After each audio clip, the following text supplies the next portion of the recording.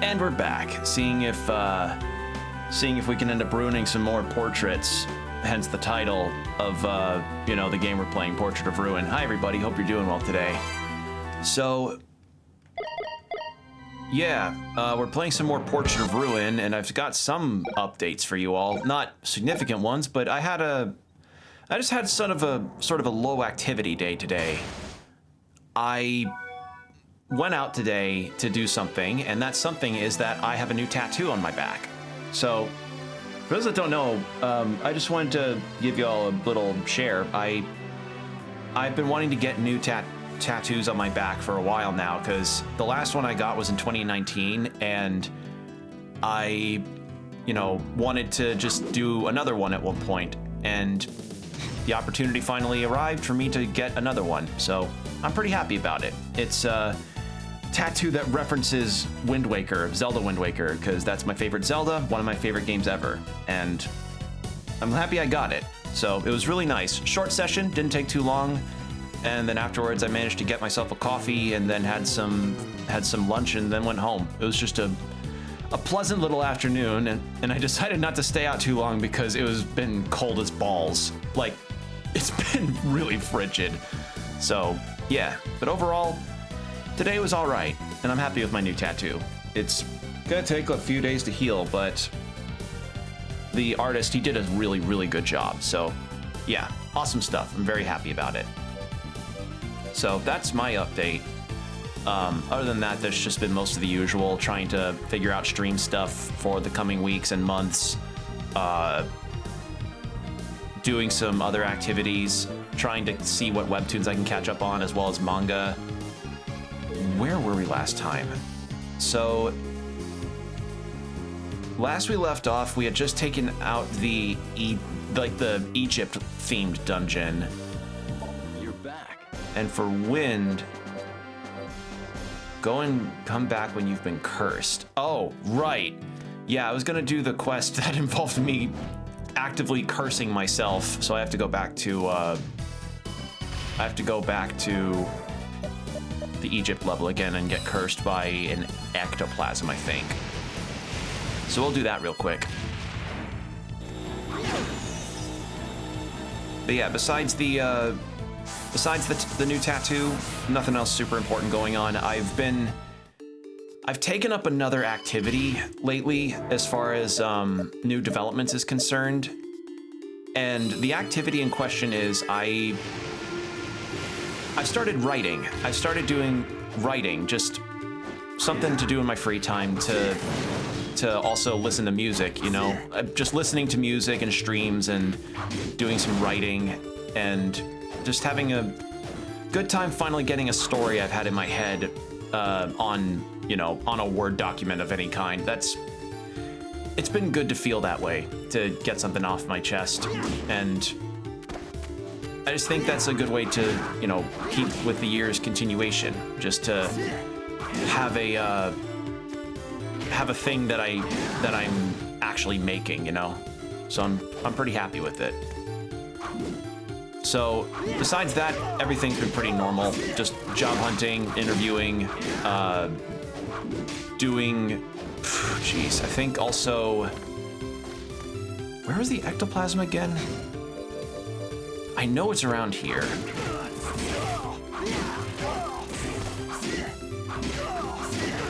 Ugh.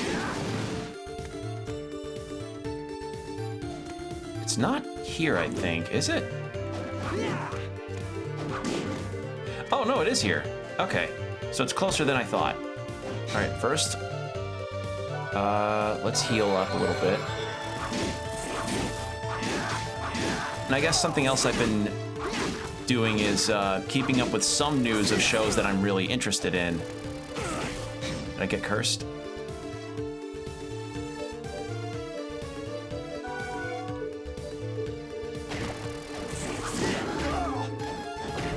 There we go. I have to come back cursed.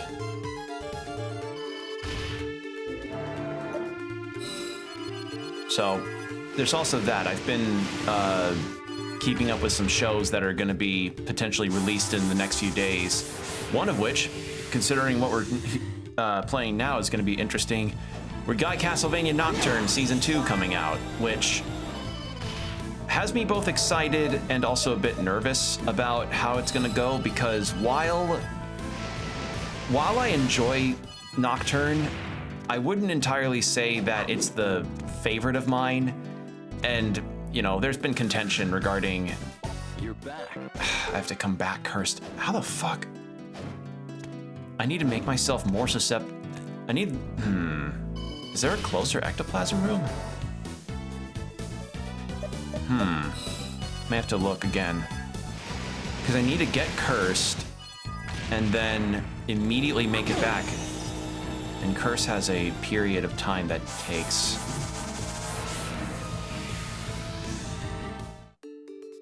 Okay, I've got... Well, since I know where they are now, I don't have to bumble around as much. So, Nocturne Season 2.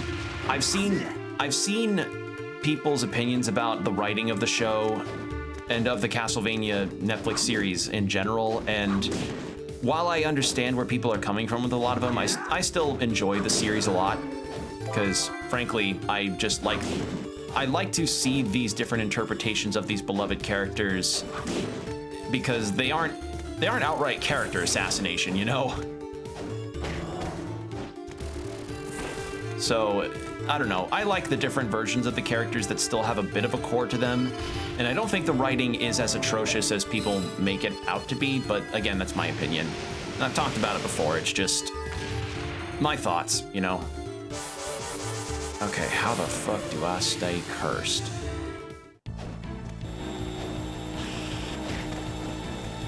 Almost. Damn it! Okay. There has to be a closer room that I can do this in. Unless... Hold on. Guides, quests. Go and come back when you've been cursed.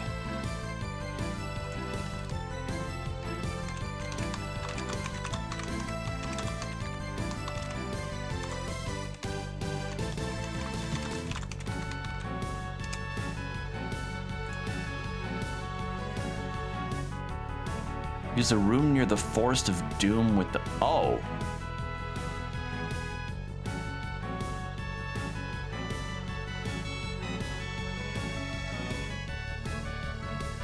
Okay, so it seems people are suggesting to wait for a later level. Got it. Okay. Good to know. Yeah, because I was under the impression that since I can find an ectoplasm and get cursed in the Egypt level, I thought maybe, oh, what if I just, you know, got cursed there and tried to haul ass back, but doesn't seem like that's gonna work. All right, well, let's heal up then, since we had just spent a bunch of... We've lost a bunch of MP getting cursed for no reason. Okay, so... If I remember right, the last upgrade that we got was just an increase to Jonathan and Charlotte's ability to move objects together. So I'll take care of that. I think there was one up here, right?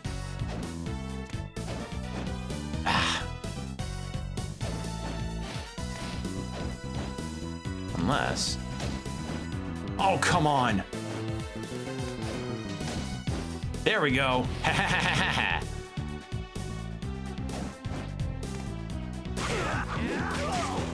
What the fuck? Oh, that's it. Oh, that's a hill guard. Oh, I thought a hill guard would be a portrait enemy, because so far every quest I've encountered has been a portrait-based thing. Okay, neat. So I just need to kill 10 of those guys and I'm set. Neat. Oh, Laurel Brooch.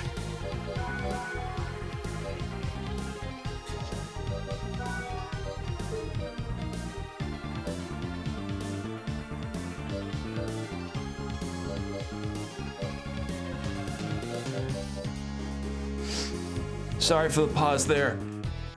Oh, I had a sneeze that wouldn't go. God damn it. Oh. Okay,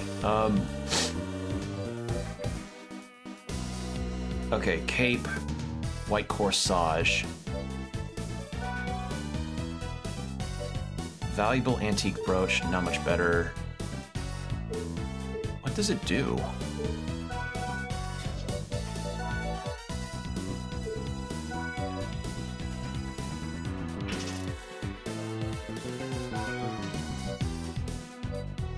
Didn't really change anything for me. Huh. Okay, well, it didn't really give me a description of it, so I guess maybe not.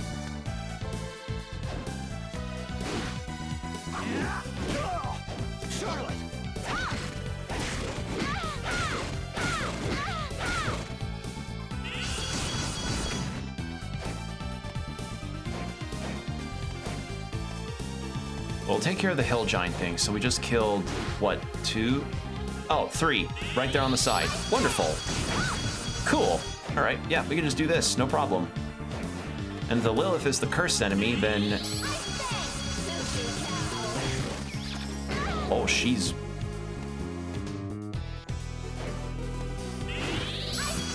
Wrong direction.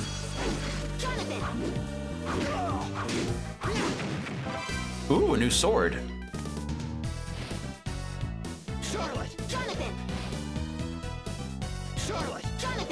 Now what I wonder is, how long does the timer last for... Okay. I was gonna say, like, how long does the timer last for the curse if I change the characters out since they stay status ailmented, and... Yeah, it seems like it same time.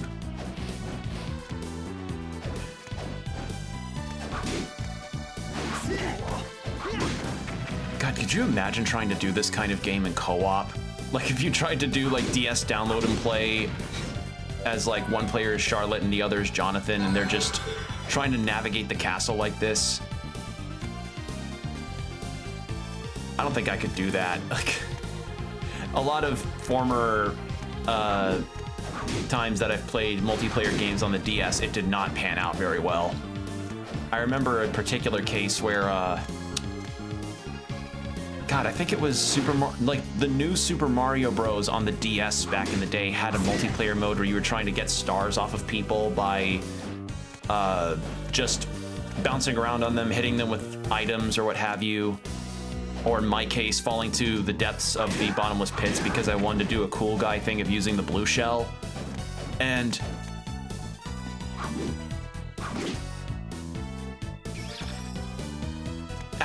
I evaded the kiss. Damn it. Hold on. Come on. Beeline.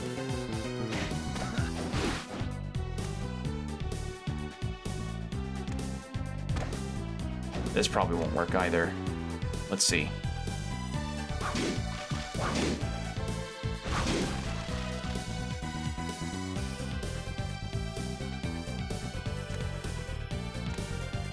Come on.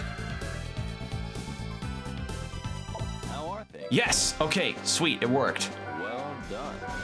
Blessed ring and whip skill +2. Yay. Okay. Blessed ring. A ring that neutralizes curses. Ooh, I'll take that. That's actually quite nice. Yeah, please. I'll take it. Okay. That's done. Sweet. Don't have to worry about those quests. Actually, wait, did Wind have any more since I just beat that, or no? Wait, still getting things ready, sorry, but you're going to have to wait a little while. Okay, cool. Well, we did it.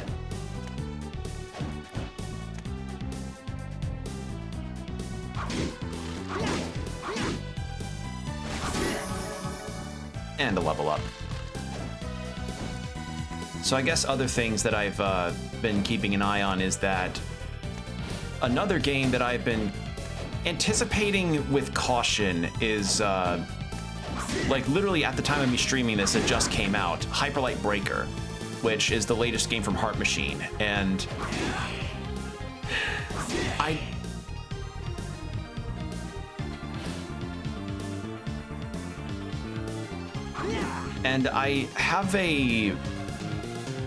I've heard that apparently the game has reached that early access situation of got potential, but it's a little too early in its build to really be worth the price at this time, which, you know, doesn't surprise me. Early access can be a really tough thing to sell because you are buying a game that's not finished yet.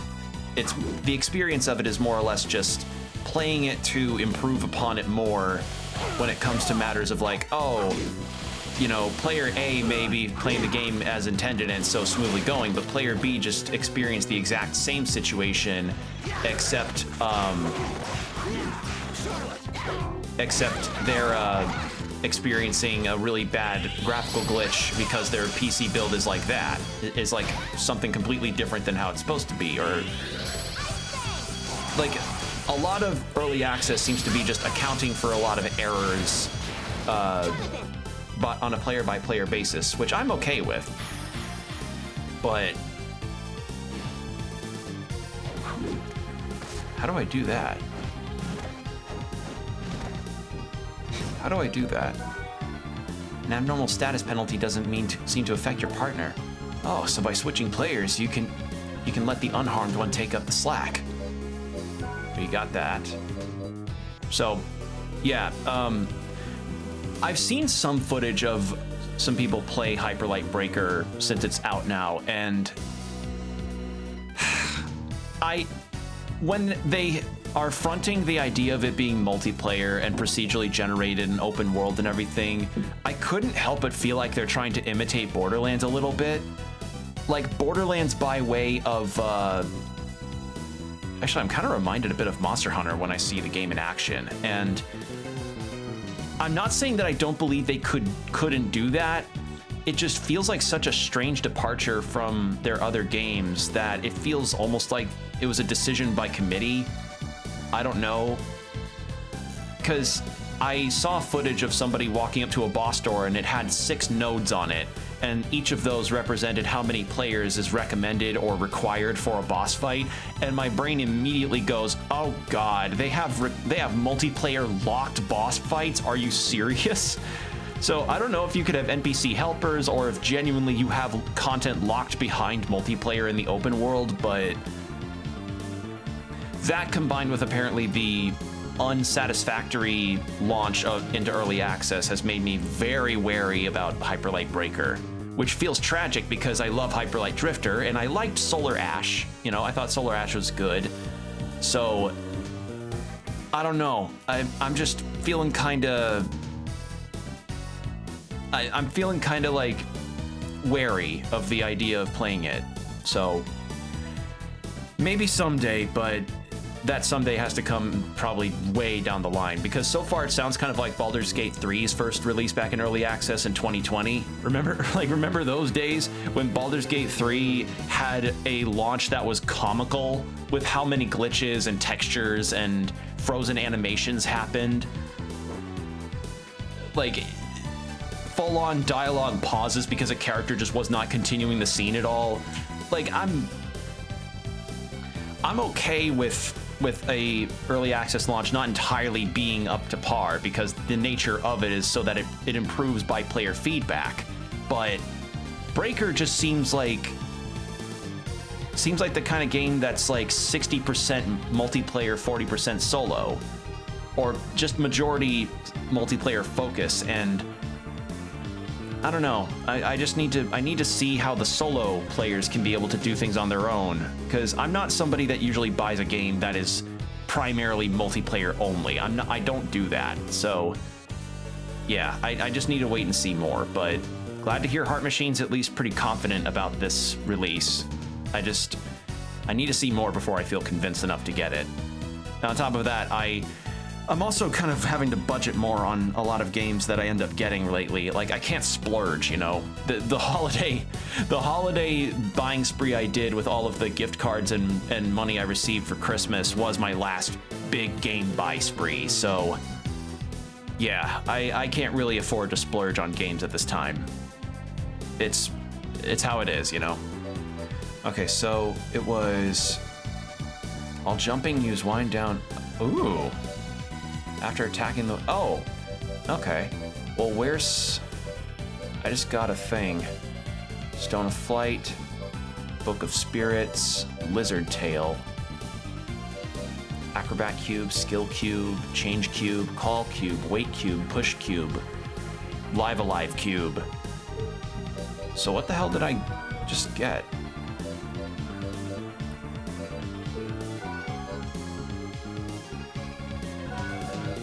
Jumping knee strike inspired by legendary martial art. Oh, I see. Well, what does that do? I spend... Is that any good? Hold on. Oh my god. It doesn't damage me either. Oh my god, it actually is really strong. Okay, I may rock that for a little while. That's pretty funny. Okay, Clear Skies, a defensive spell that neutralizes ranged attacks, tears through enemies with raging winds, boosts con. Let's try Gale. No, I want to see summon ghosts. I've been using Ice Fang a lot and I want to change it up a little bit. But for now, we stick with this. Ow. Oh. Oh my god, Hidden Walls, I have missed you. I have missed you so much. Hidden walls and compartments. Oh dear god, I missed you so much. Okay, that makes me happy to see that again. I was like, that looks a tad suspicious, and I saw a bit of dust come off the walls. And sure enough, like none were in Dawn of Sorrow, so it felt really weird to see that. Ugh.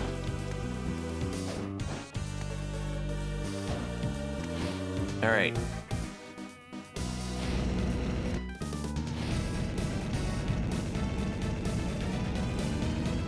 Okay, and I wouldn't imagine a portrait's up here, right? No. Nebula. What is that? A chain that binds and destroys evil, huh? Oh!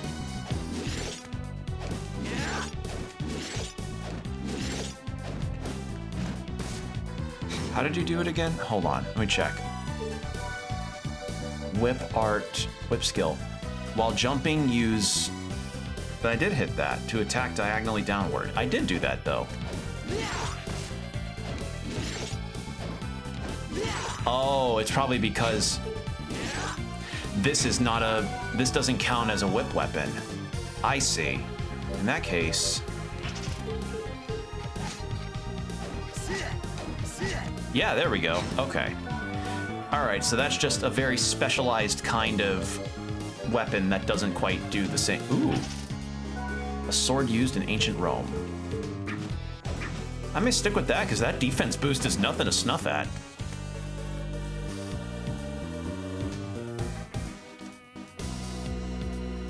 What the fuck is this thing? Oh. What the fuck are you guys? Are you weak to weapon? Please stop one-hitting me. Okay, they're really weak. I see. Larva. Ugh.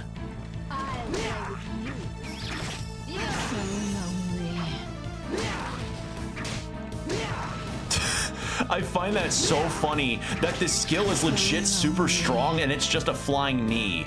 That is really funny to me.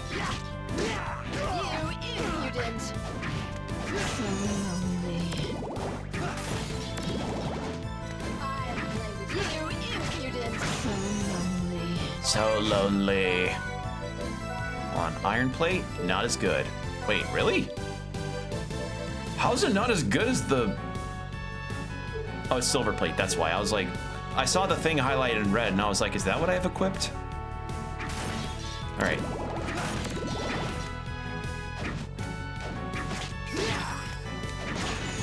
All right, downside of the flying knee is that I can't use it in air, which has me considering if I want to keep it or not.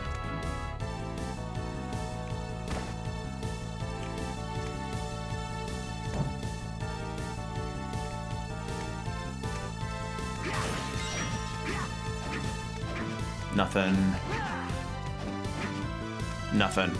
See, now that I know that the hidden walls exist, I have to keep smacking each and every one of them. Another one. Ow! Ow! How the fuck? Ow.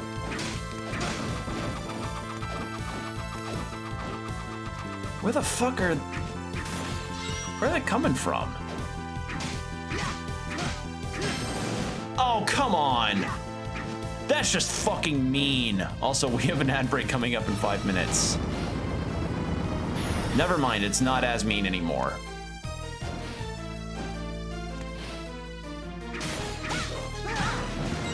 Is that just a wall? It's just a wall. All right.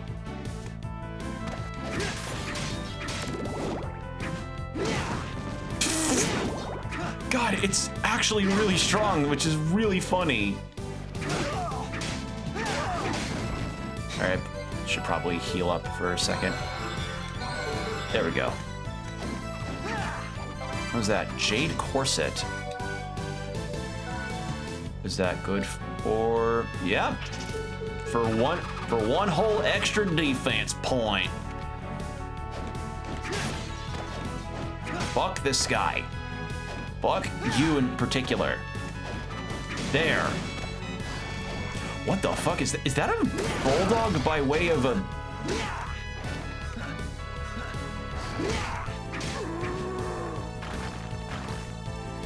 Glacia laboas. What? Or, yeah, Glacia laboas. What? It was like a bulldog had attached to a weird dragon thing. What?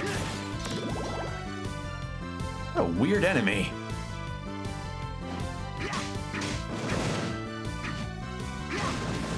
Okay, hold on. Okay, so this loops all the way back to here. And then, yeah, then that loops back to the start. So, let's continue to the right to see how that loops back into the other castle area that we have a map for. Just to see.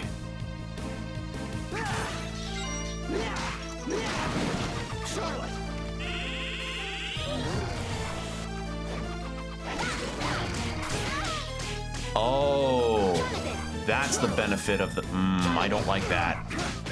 So that's what the ghost does, huh? I'm changing that out. That's not very good. I don't like that very much. Where are you? Summon Ghost. We'll do Gale Force again. Yeah, that, like... I got 3 of them, and I can probably understand why. They are, like... Surely there's got to be some use for it, but... Not for that. That's not very strong. I'm not falling for it.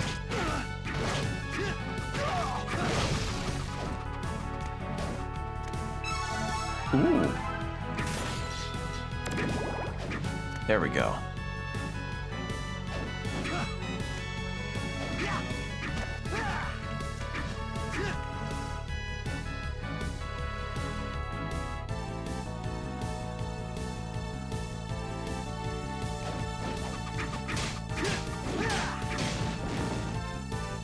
You know, it has to be a really interesting existence to be a knight that is forever confined to being an enemy that's good only for stairs.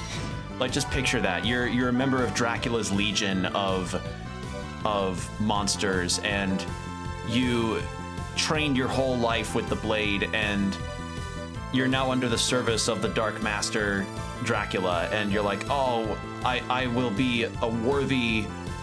I will be of worth and truly be great for you, Lord Dracula. And now all of your sword skills, everything that you have been training for your whole afterlife, if you're undead, you are now confined to just fighting only on stairs. Like, you're the best swordsman ever, but you're exclusively for stairs.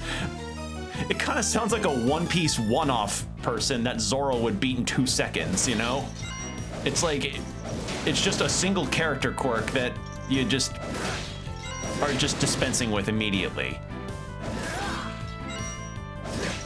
Or maybe a JoJo's villain too, like a one-off JoJo's villain that activates their stand in a super overpowered manner, but they have to be on stairs for their stand to activate.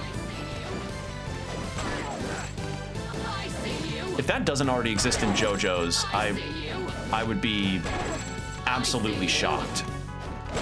Ow, you bitch!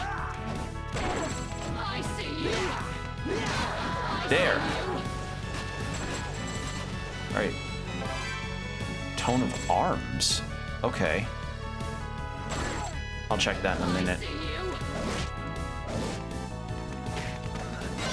There. God damn it. Also, we have an ad break starting, so take the next 3 minutes to get yourself some water. Use the restroom if you need to. Stretch, and we'll be right back.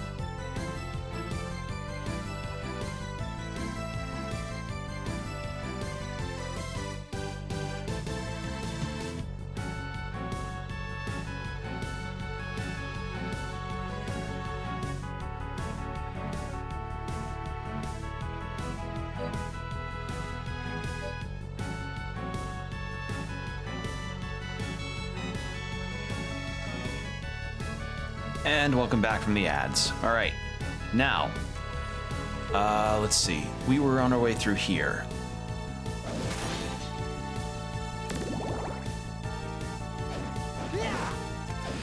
You know, now it's got me wondering if I encountered false floors, do I also have to worry about false, or not false floors? I'll probably have to find false floors, but are there false ceilings too? That's the thing. Like you get one false wall, and then suddenly the entire game you gotta double check, you know? Because as I mentioned at the top of the last stream I did of this, you know, the first part, I have not played this game before, so this is all new territory for me. This version of Castlevania.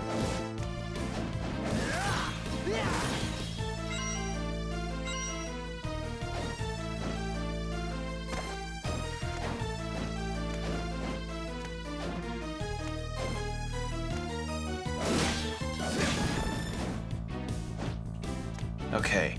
Ooh, strength boost. Okay, so that's a new thing for Charlotte.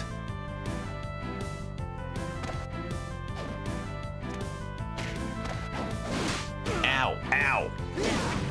Bitch.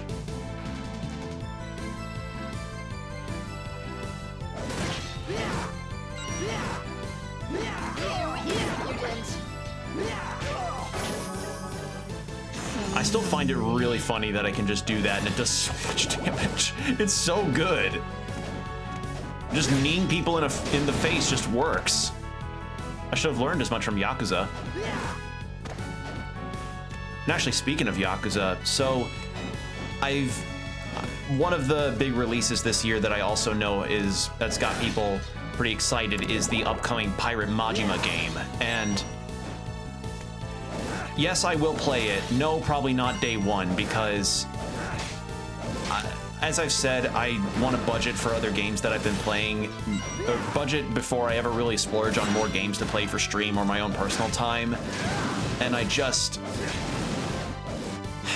don't know, Pirate Majima looks fun, but it's not something that I necessarily was wanting, I guess, but I don't know. Like, despite my enjoyment of the Yakuza series, I don't know if maybe I'm just getting kind of burnt out, but I just don't want to immediately jump into it, you know? Not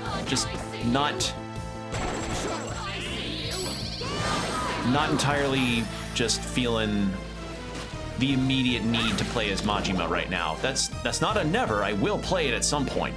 Do not mistake me. I love the Yakuza series and Like a Dragon series so much. Like, it's been that entire that series has just been a genuine gem of my time gaming in the past few years. It's just, you know, you gotta give yourself a break from a franchise every once in a while, you know? Experience other games, try other stuff.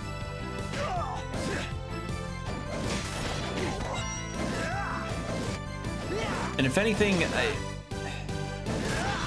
I think part of it might be because I don't really know how Majima's own game will tie into the grander scheme of, like, the storyline of Yakuza, because it just seems like a wacky, interesting side tangent story, kind of like the Like a Dragon Ishin game, the one where Kiryu's supposed to be Ryoma Sakamoto, which I'm considering that at some point, but that's a very big at some point, you know? That's not now, that's not in a month, that's not in 2 months or more. That's very much a I'll get to it when the mood strikes me, you know?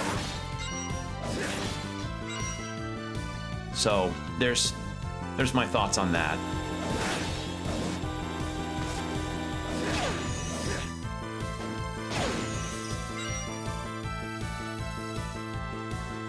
Okay. Ukobach, I remember trying to get you to your soul. You know, I'm very glad that I don't have to deal with soul hunting.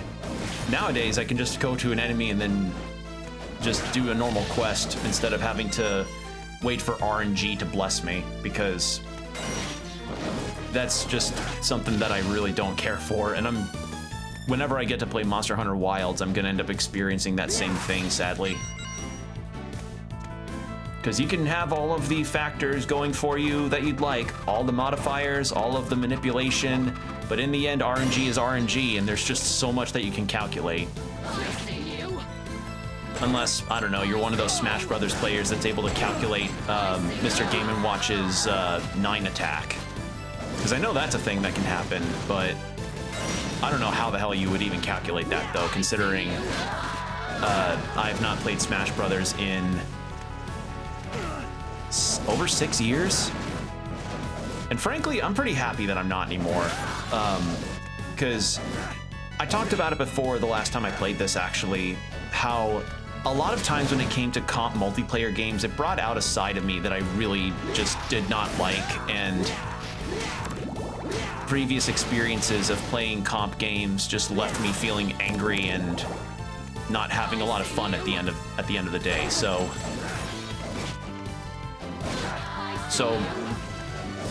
games like Monster Hunter are refreshing for me since they require genuine cooperation and not you getting angry at your friend or vice versa. Or finding out that maybe one of your said friends was a sore loser. Because that was a thing that I kind of came under the revelation of. So one of the people who I used to play multiplayer games with when I was very young was the kind of person that pretty much played with me exclusively because he knew he could win versus the other people that he would play games with before. And the dawning moment of revelation, or realization rather, that came to me about it was me thinking back in high school where every lunch period or so, me and 3 other people, one of which is still someone that I'm great friends with to this day, we would be playing Pokemon Black 2 and White 2 Gen 5 to just pass the time in lunch as we ate. And it was often us doing double battles with each other, and some of them were more like in the mindset of the competitive Pokemon scene, whereas I just was like, ooh, Mienshau's cool, ooh, this Pokemon's cool, ooh, Darmanitan seems neat, you know, like that kind of stuff. And we often lost against this person, and like the person I'm referring to. And the moment that stuck out in my mind was one lunch period when me and the person I was teamed with were close to winning. Like, it was pretty much guaranteed. But then this guy just went, I gotta go do something real quick, closed his DS and left, which then, you know, completely destroyed the match. Like, it killed the connectivity, and that was done. And, you know, my friend afterwards was like, yeah, that was kind of fucked up of him to just be like, to just not accept the loss. And I'm like, how so? In my head, I was like, really? What if he did actually have to do something? But nowadays, I think back on it and I go, oh yeah, he really, really did not like losing. He would try to completely duck out of losing in any capacity. So that's just a thing. So yeah, in general, multiplayer games that focus on the more competitive side of things, just I've never tended to have a lot of fun with them, and hence why I don't. You're never gonna really see me play stuff like Mario Kart or Mario Party. It's just, those just are not my kind of games. In fact, because of that, I don't really like Mario Party, period. And when I've seen clips of people play Mario Party and how they, you know, tend to have these really, really, like, a lot of it can feel very played up for the content creator aspect of things, but I just see the reactions from people and I'm like, does that get exhausting to play a game that just makes you that angry, even if it's for a gag? I don't know. I just don't see how it's fun, but maybe that's just me. And it's not just for Mario Party or for Mario Kart for that matter. It's for pretty much any kind of game that has a more competitive side to its creation. Like I used to be in Call of Duty and Overwatch, and those games in particular were pretty not fun when it came to interacting with other people when you're playing solo. So yeah, that's my deal. I'll make you a deal. Do you have a new castle map for me? No? Okay. But I'll buy more potions. There we go. I just bought tonics instead of potions. I forgot he doesn't have high potions yet. I'm stupid. Do I have anything to sell then to make up for that? No. Thank you. We'll save though, that'll be good. So yeah, that's like, I wish I could, like, I remember in particular when Super Mario Party was released, or had its first trailer when the Switch was still in its, you know, initial release era, and I just kind of had a reaction towards it. Just not a reaction of like yay or anything. I was just really nonplussed to just not happy about it. Like nowadays I recognize, yeah, Mario Party's a ton of fun for a lot of people and I see why, but it just isn't for me. And that's a thing, then that's the energy for a lot of things that I want to take into 2025 is just that, you know, other people have their things that they're interested in or really like or are passionate about, and then others are just, others may not feel the same way, and that's fine, you know? Like seeing the takes that I've seen about the Castlevania Netflix series and Nocturne, seeing takes I've seen about Metaphor Refantasio, seeing takes I've seen about Yakuza Like a Dragon, and while they could be just played up as part of a rage bait, because that's definitely a thing which I've had to also learn, is that people will just post whatever they want to gain some kind of online clout. I also got to recognize that for some others, they may genuinely feel this way about it because it's just, maybe the game just didn't do anything for them or did something that they didn't like, and just respect the opinion, I guess. Oh, God. Charlotte, I've got an idea. Charlotte, I have an idea. Thank you, Ghost. Thank you, Charlotte.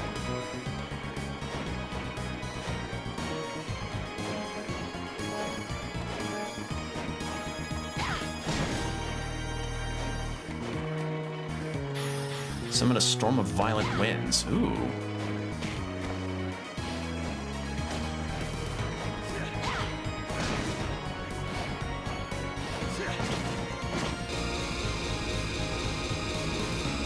Yeah, no to that. Not happening there. Nothing happening on that room.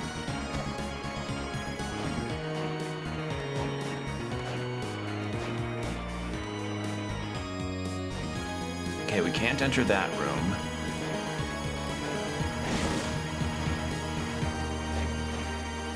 Okay. Well, we got a new thing, so that's nice. Also, we got a new tome for you, actually. Hold on. Tome of Arms 2? Oh my god! Ooh. Neat. Yes, save room. Thank you. Sweet. Jonathan.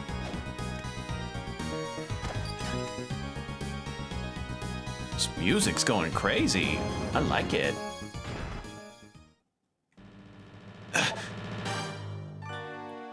I was tired of waiting. You came out of your den, vampire. Watch your tongue, mortal. I held back with my father present, but here you're as good as dead. I find it strange you'd come here alone. Well, it simplifies things. I alone will take care of you. I'll tear you apart limb by limb, then wring all the blood from your bodies. Sacred Spurious Flame. Nice try. Rip Bozo, nice try. Sacred Spurious Flame. Sacred Spurious Flame. Sacred Spurious Flame. Oh shit. Oh my god. Yeah, don't get hit by that. Sacred Actually, hold on. I want to see... Tempest it was. Spurious Flame. It's hopeless. Sacred Spurious Flame. Oh, you are so dumb. Why did you do that? Jonathan. Hurricane! Ow. Ow. Okay, maybe I'm the dumb.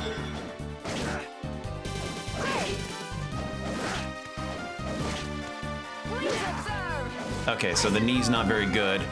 Turns out a flying knee is not good against vampires. All right, how about Ricochet Rock?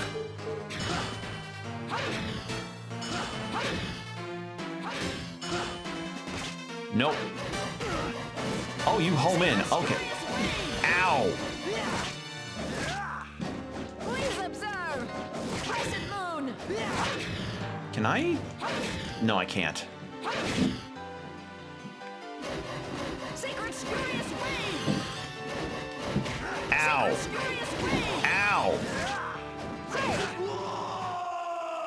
Okay, it's possible. I just did not expect the crescent strikes to home in on me. At least we found the save point. That's a plus. Do I want to get a faster weapon out?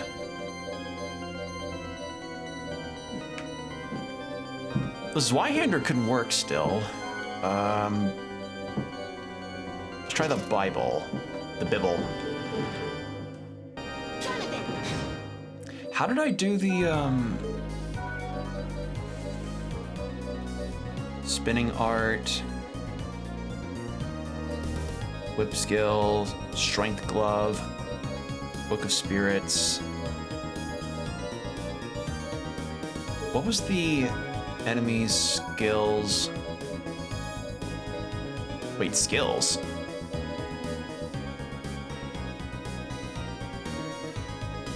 Mastering? Wait, mastering? I can master skills? Oh god, do I have to master skills?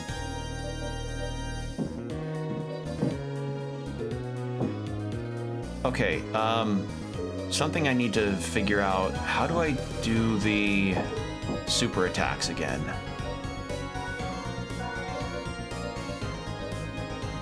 Dual crush.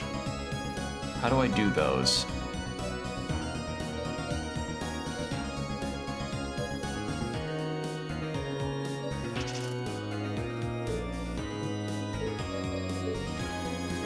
I might figure it out. If anything, I may figure it out by accident. Who knows, knowing me.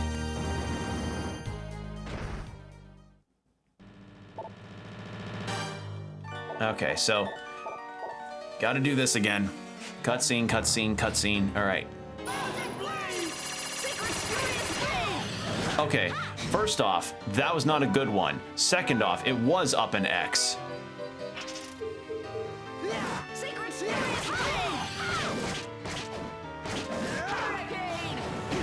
Ow.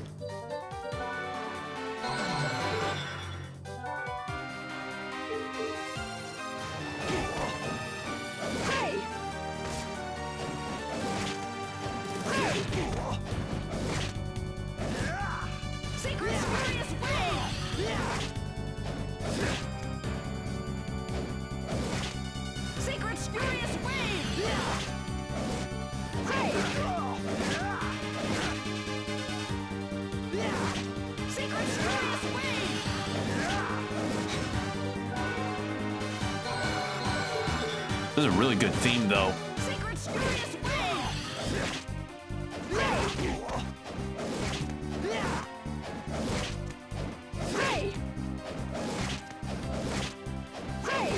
Ow. God, I wish I had...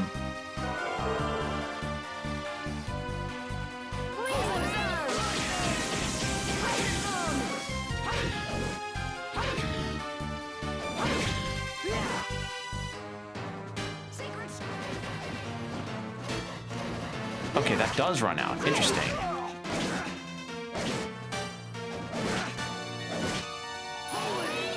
Oh, I can do it multiple times in some instances. Okay. Ha! Rip, bozo. What happened to me? You're finished.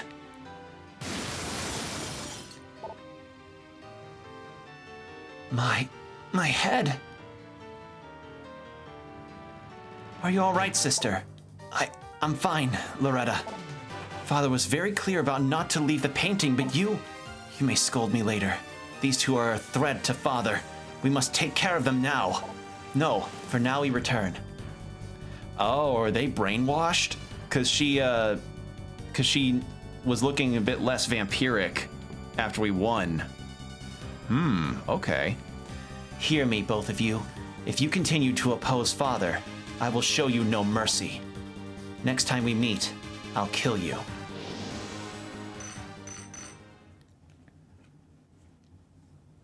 What's this? It's like a locket. There's a photo inside. They knew Wind. This is Wind. And those two vampire girls. What does it mean? I have no idea. We should go ask him about it. Yeah, good idea. Okay, well first let's go heal because we got smacked around pretty hard.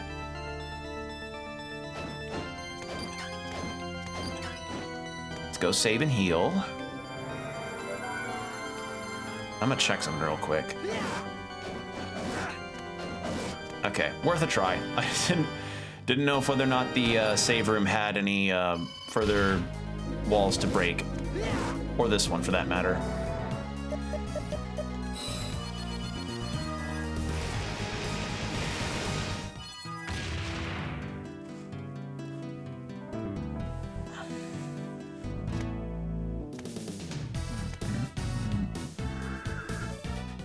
Wind, what's the meaning of this? Look at this photo.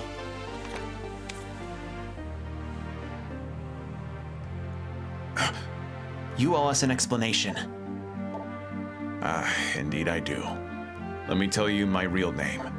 It's Eric. Eric Lecard. Isn't that the guy from Castlevania Bloodlines? Hold on.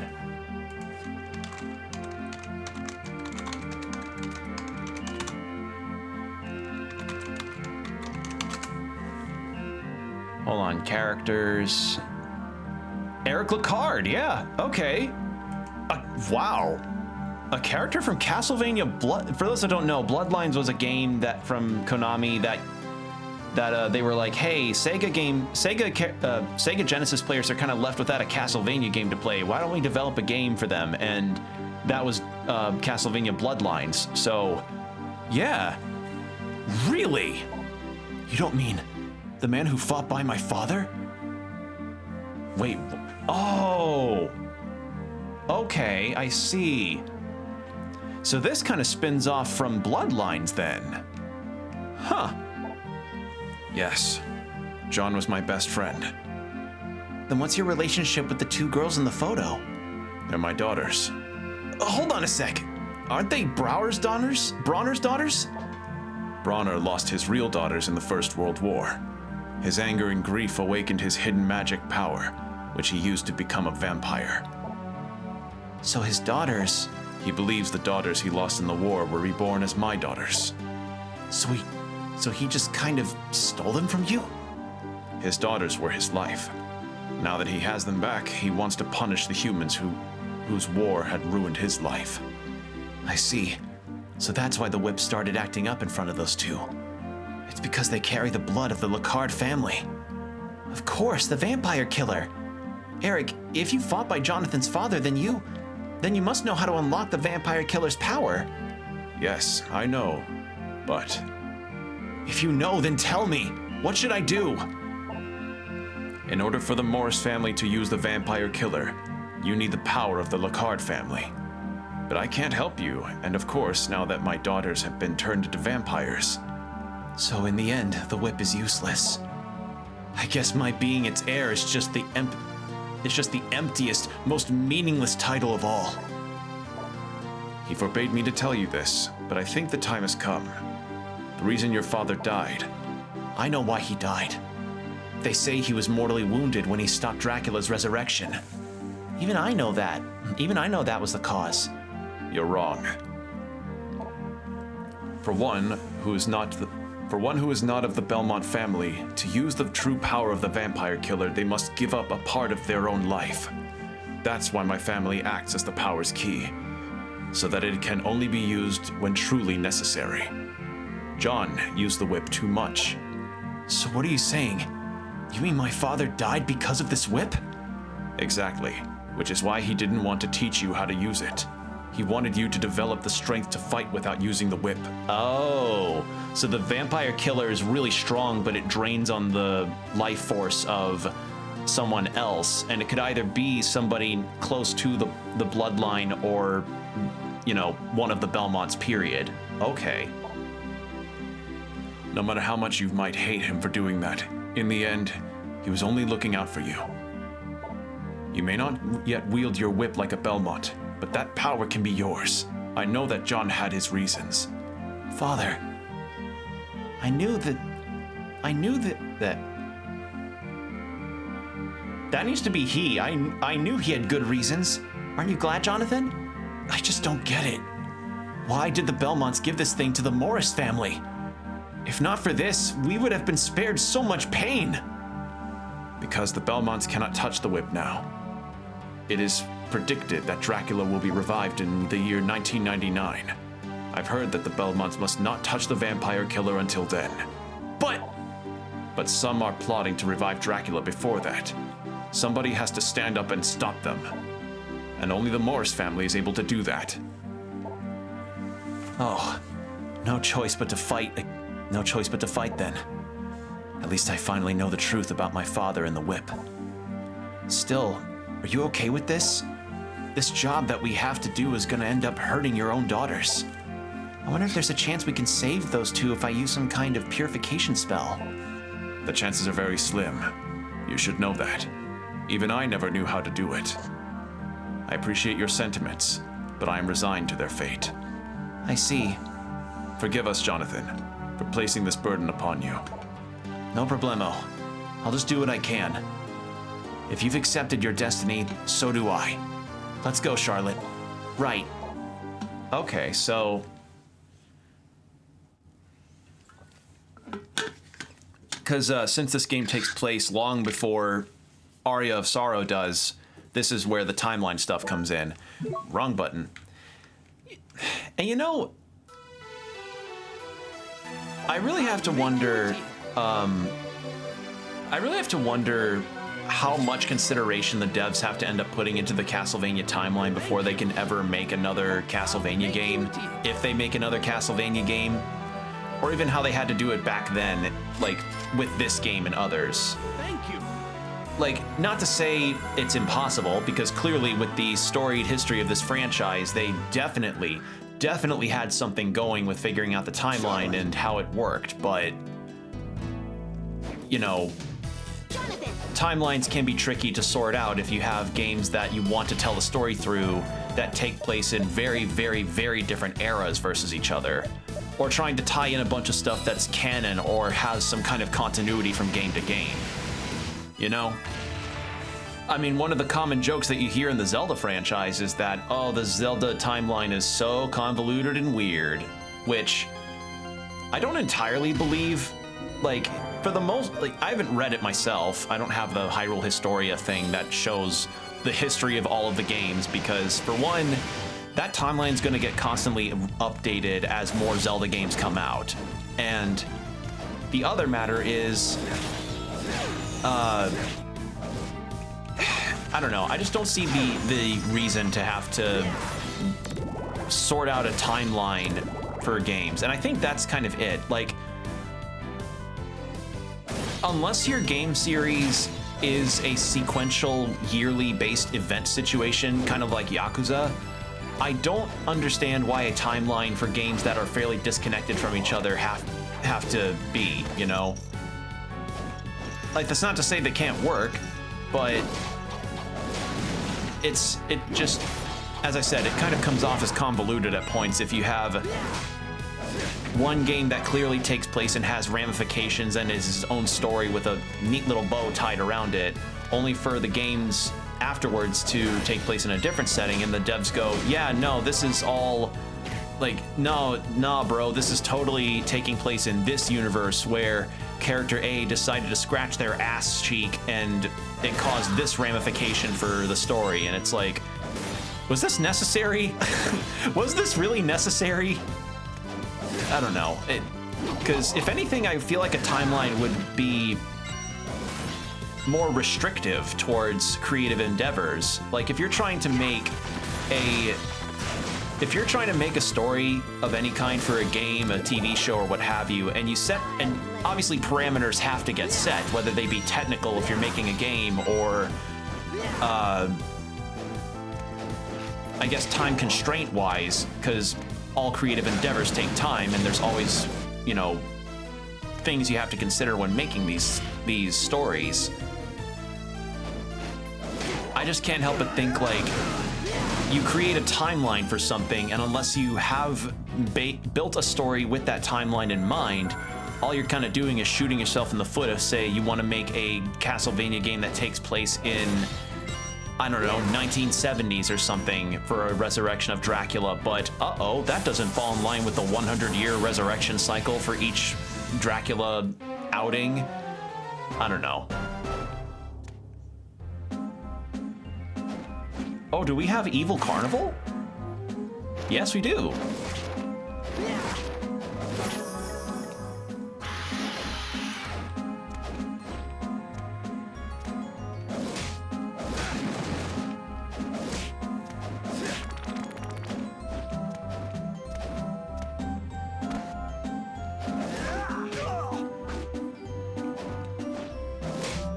In fact, I remember Koji Igarashi, the guy that was the producer for these Metroidvania games for many years before he left Konami. Like, I think he was quoted into saying that he doesn't really like the Castlevania timeline due to its more restrictive nature on what stories can be made so that they fit within the timeline.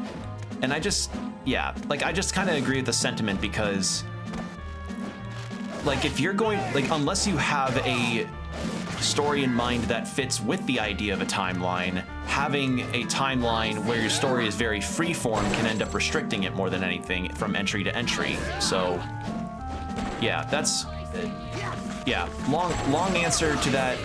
The long answer is that, and then the short answer is essentially,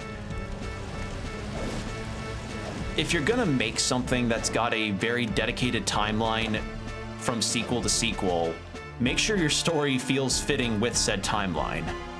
An odd place for a statue of the Virgin Mary. That is an odd place.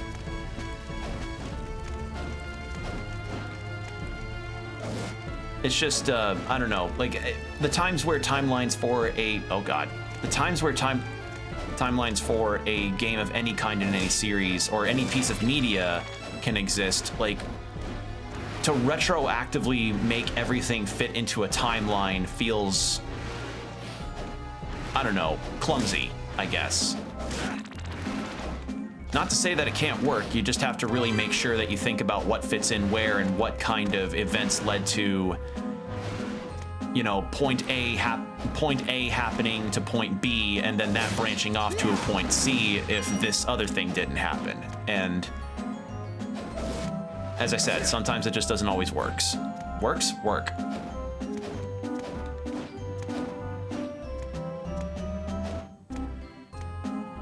Ooh, save point. This is a weird level. Is this a... No, it's not.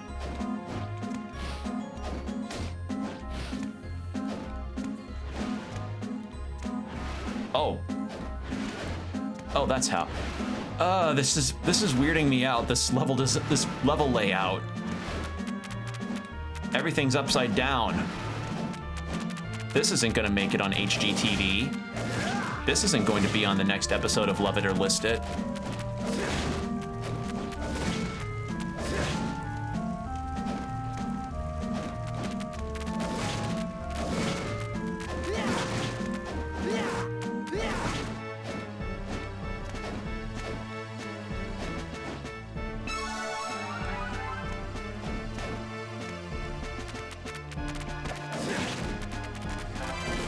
Oh, do I make Jonathan Morris Milady?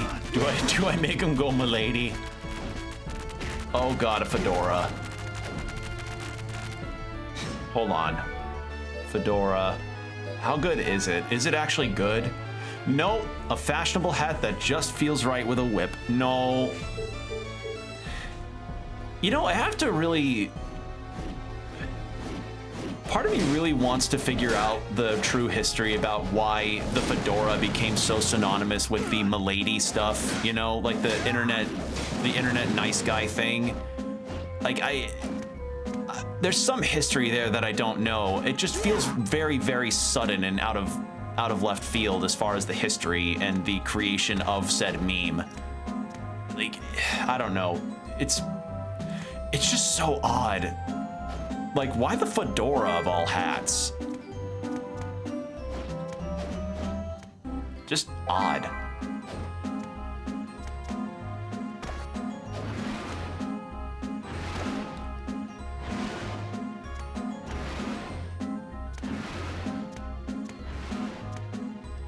Okay. We're starting to loop around now. We're getting it. We're getting somewhere.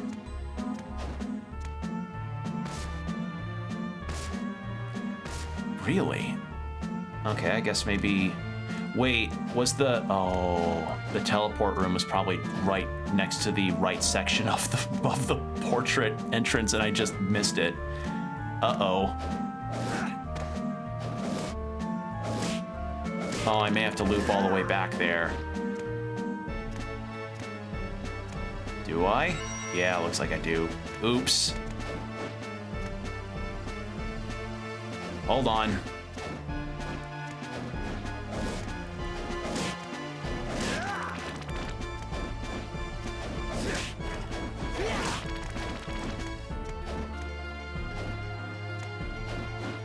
It isn't ideal, but if there's a teleport room to the right that I just completely missed out on, then I ought to go back.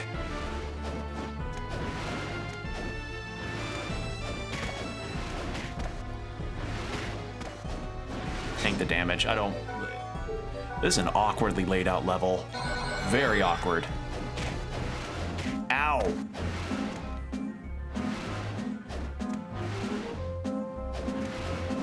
Oh, come on.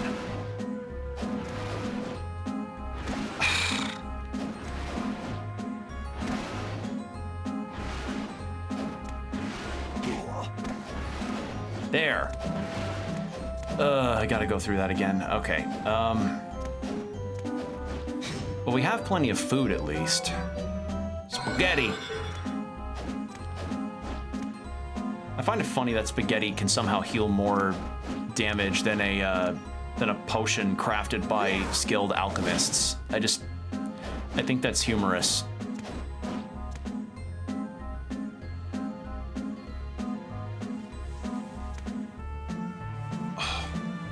Like, it fits with the time period and everything. I just find it very funny that you have this fantastical setting full of vampires and alchemists and witches and vampire hunters that are doing all their cool things with their spells and whips and swords and cool looking outfits, and then suddenly you just have a plate of pasta, a plate of spaghetti that somehow is able to heal up a really, really bad wound on the chest or something.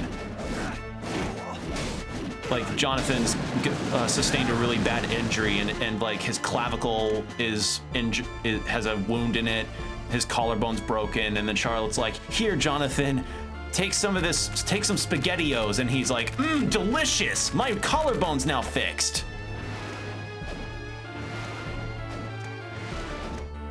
Okay.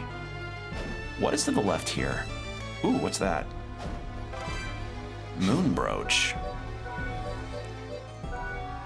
How is that? Oh, that's really good. Increases luck too, I'll take that.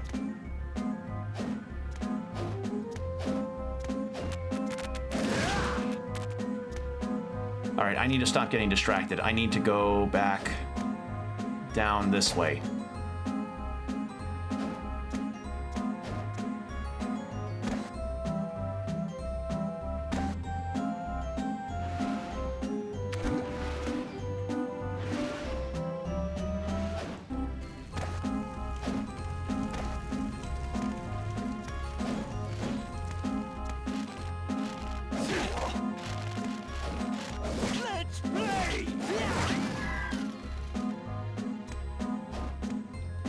I find it interesting that the enemies have actual voice lines here.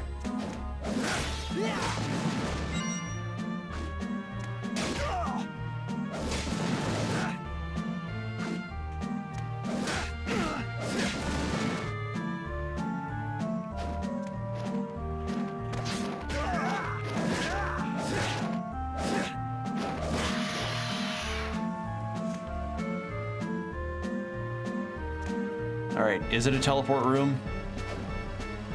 What the fuck? Oh. Spawns enemies.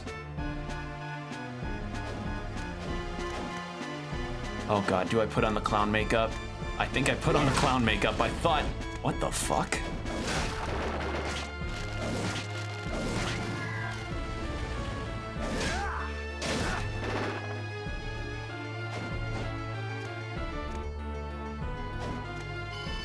Oh, there's the teleport room. All right, well, found it. So I was kind of right.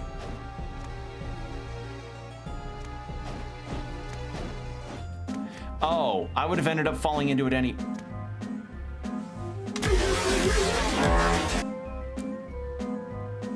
I hit... I just hit both those keys at once. I meant to hit the brain fart one. Oops. Well, in any case, we found it. That's something. All right, let's heal up with some ground meat. Oh. I guess I'll take a save point too to fully heal instead of using precious healing items. God damn it. All right. Now, if I were a guessing man, I would say that the boss room area is somewhere in the top area or the right.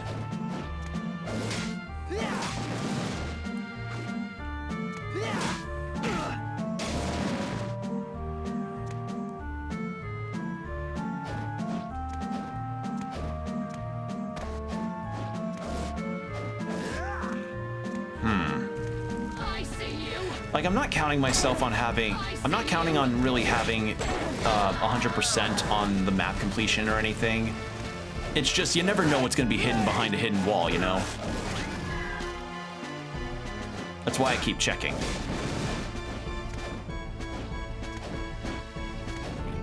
Oh shit.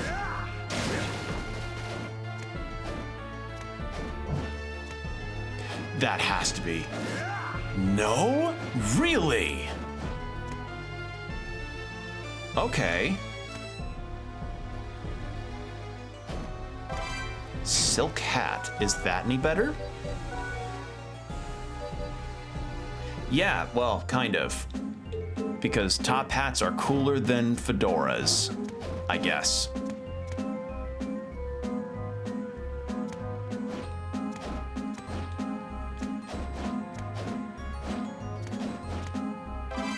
Dancer's blouse. Can I equip that? No. Charlotte, dancer's blouse. There it is.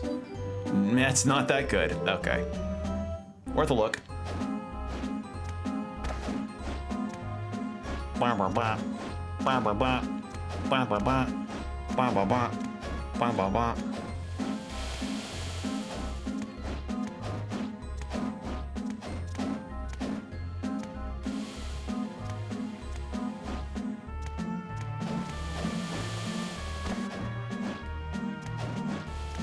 Let's get out, fucker. Break that. Come on. There. There. Got it.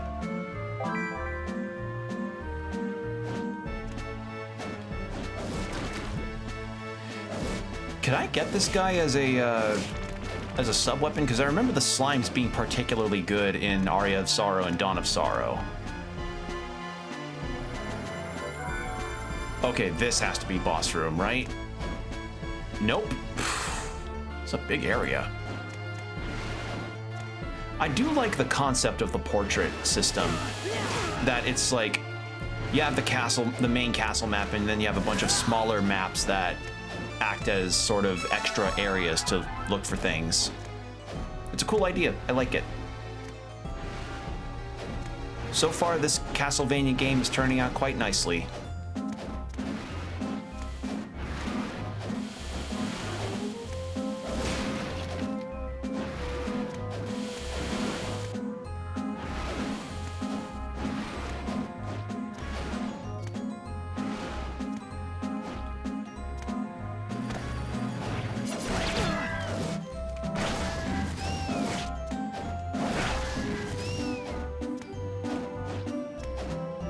Is there something at the bottom of here? Oh, nope, this just leads to the same thing. Okay.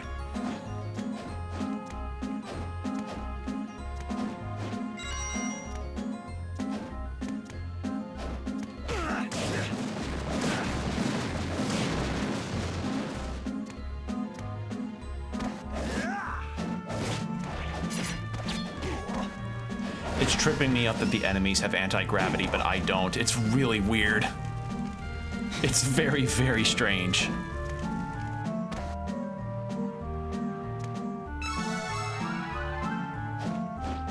Like, I'm getting flashbacks to that one Sonic Adventure 2 level where you had the anti-gravity on the crates in the Space Colony section.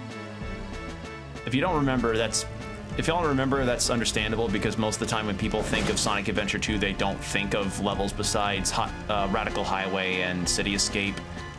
Maybe, no, and Pumpkin Hill. Can't forget that one.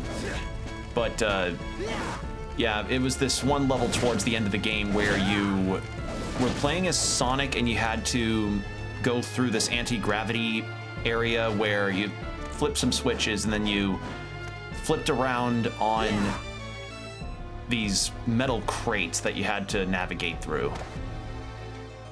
How the fuck do I get into the middle of that? I want to see, I want what's in there. Well, I know there's also stuff to the left that I want to get, so I want to try that next. Can this be broken? No. So it looks like I have to go down there from the top. Okay, well in that case, we'll just go to the side then, because I'm guessing what will be to the right will take me up and around into the center of that room with the cog. And I'm assuming that's a cog, like, I don't know what else it could be.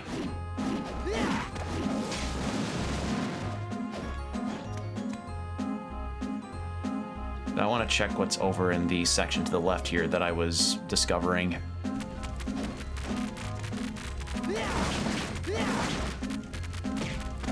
Why do the Fleamen drop fedoras? Is this a message that all of the internet nice guys are secretly Fleamen from Castlevania? I'd believe it. I just think the idea is funny, but it's just weird to me that I think the idea would be funny. I just find it really strange that the Fleamen drop fedoras.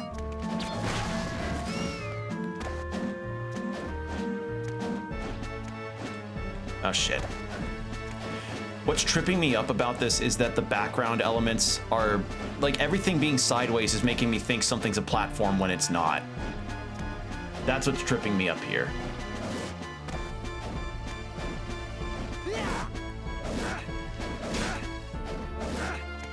Ow. There. Jackass.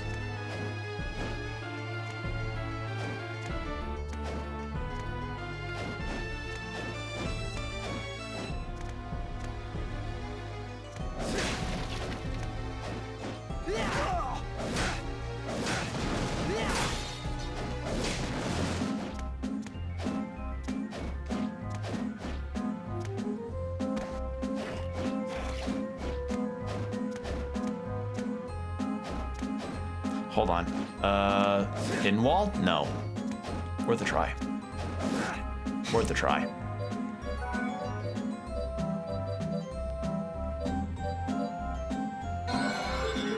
Oh, damn. Okay, the pudding was a near full heal. If not a full heal completely. All right.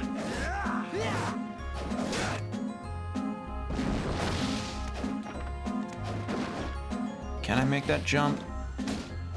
No.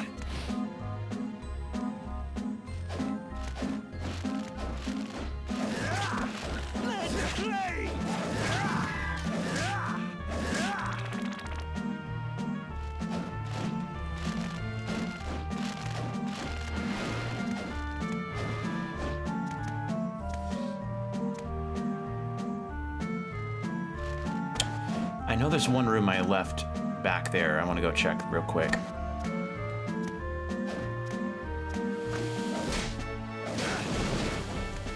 Yeah, this is where I'm glad I have this Y-hander.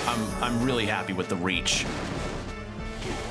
And so far, a lot of the enemies have been very weak to, or at the very least been taking pretty good damage from physical, so I've not really had a need to bring Charlotte out, but I will when I need to. It's as the game said, weaknesses can vary when it comes to some enemies, so... Actually, hold on. Wrong one. Oh, that was pretty good. Because Charlotte's good with very close range, like close distance, wide range attacks. Whereas with Jonathan's level of weapon variety can mean that he can have really long reach. So that's part of why I've been mostly using Jonathan in a lot of through this playthrough, because just in general he's really good at keeping enemies away and exploring.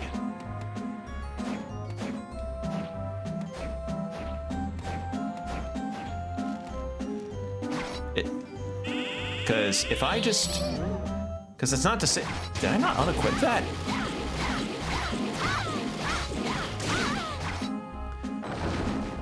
I need to unequip that. Why do I still have that equipped?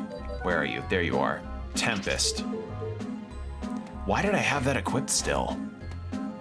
Also, we have an ad starting in about 5 minutes, just a heads up. Actually, they're pretty even. I'm gonna rock with Charlotte for a bit because her attacks are at least faster. Like, Jonathan's got more reach, but Charlotte's faster. Ow.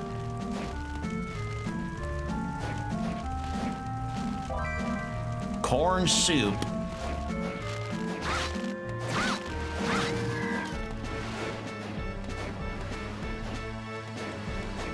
Oh, okay, so far so good on the exploration front.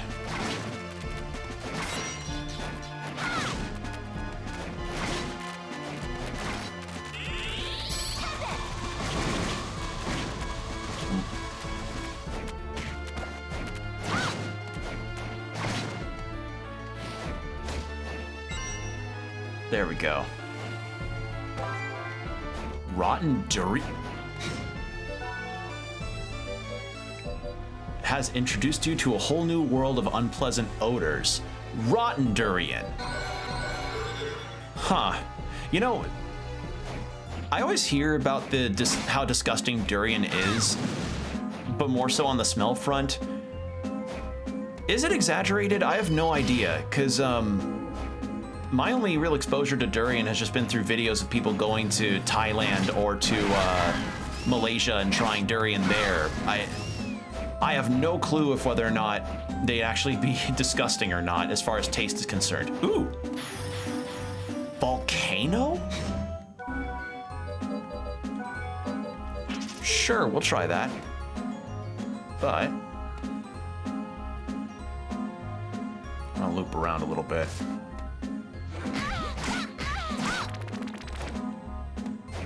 Oh, can I not? I need an upgrade. Unless, wait, hold on. Was it really too small?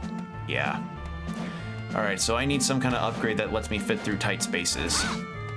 We've encountered a few rooms in Dracula's castle that have blocked us that way.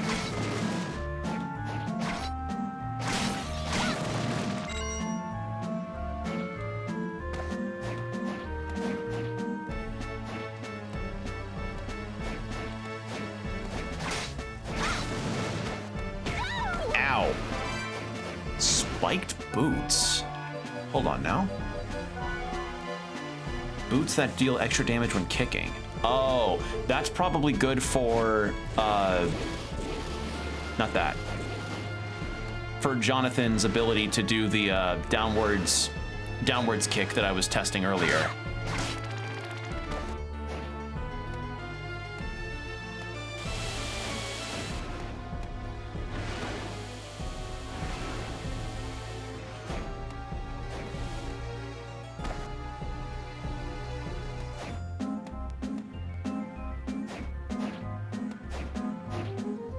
Okay, and this just loops back to here. Okay, full circle. So I guess I was kind of right. We're looping all the way and then going down.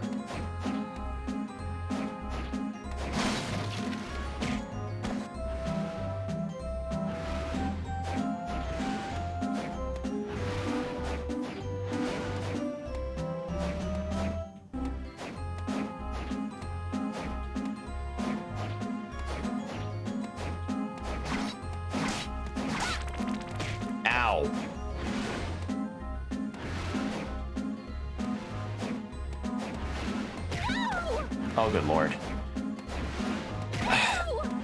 I wish it was more clear on what platforms I could pass through and which ones I couldn't.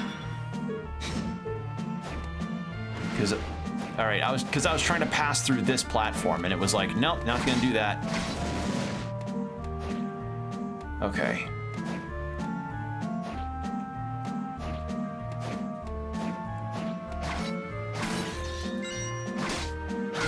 Okay, so we've got at least a route. Oh, ooh, oh, I forgot.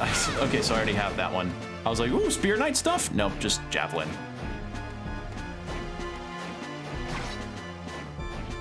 Ow. Okay, so it's down here we need to go. Well, actually, hold on. But first, we have an ad break coming up. So, 3 minutes ad break. Take this time to go stretch, get yourself water, use the restroom if you need to, and we'll be right back. See you, everybody.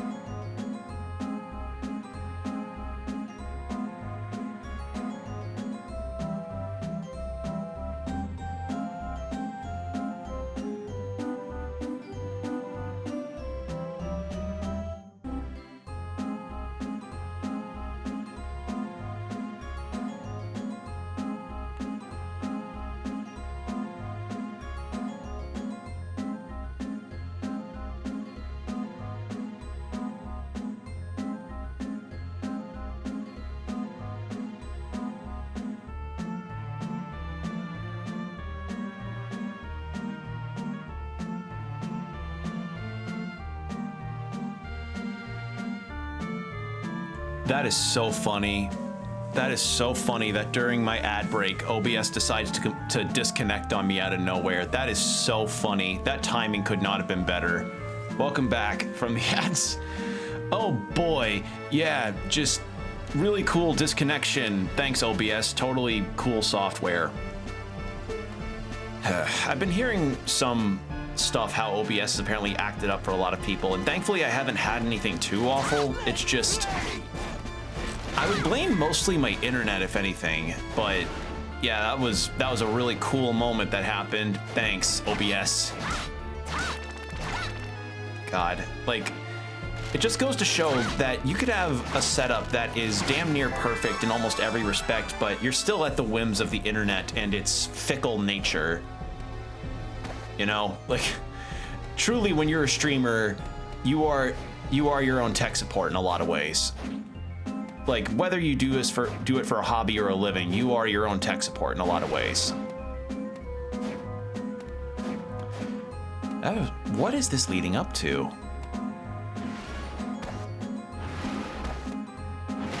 Ow!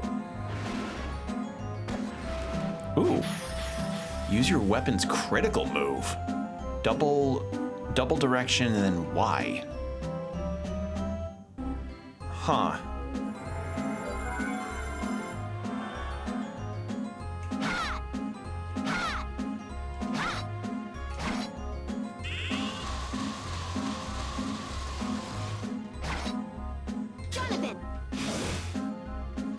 Okay, it's a Jonathan exclusive thing. Okay, so a lot of the more hold on. Charlotte!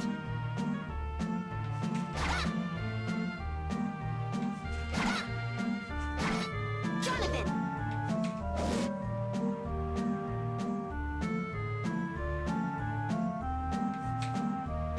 Charlotte! Okay, no. I was wondering like if any of the moves that I had since Learn from Wind could be used with Charlotte too. No, mostly Jonathan. Interesting. Huh. I mean, it makes sense because a lot of Wind's training applies more to Jonathan than Charlotte, but kind of weird that she doesn't really get a whole lot of movement options of her own. All right, what am I fighting? Oh, hey, Grand Falloon. I haven't seen you in a hot minute.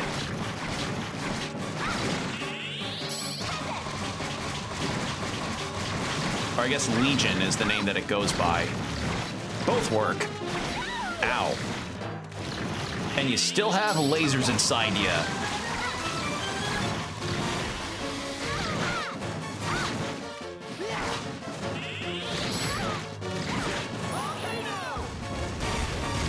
Oh, this turned out to... Oh. Hey, that actually worked out kind of well.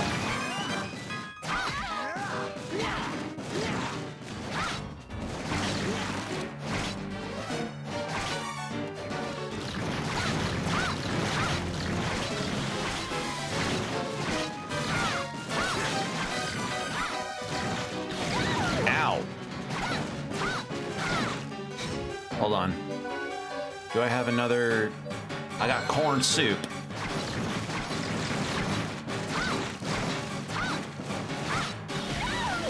Lasers. And Jonathan's gone.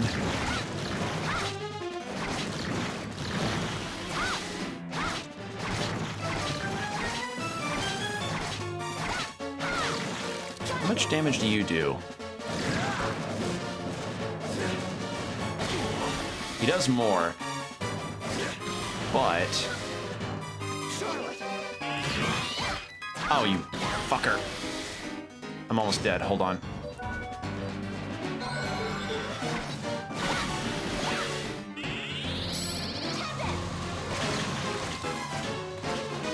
There we go.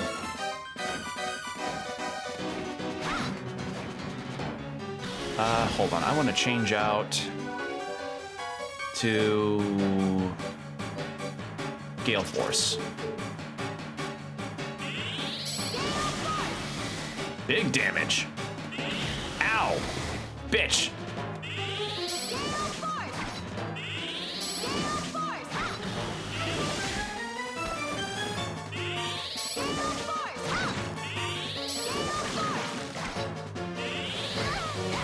Oh, now what? Oh, okay, new form.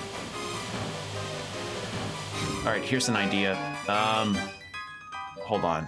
Tonic, Propulsion. What do I even do with this? Because I can't equip anything that makes this edible. A cog from the clock. Oh, I have to take this to the clock tower. Okay.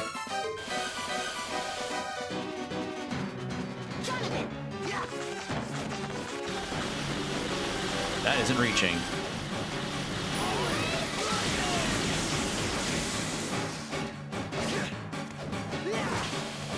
Oh, some mouths do lasers and others do fire. It's not either or. Okay. I was not paying attention to my health there. Interesting. Okay. Well, I know what to do now, so that's a plus. Charlotte!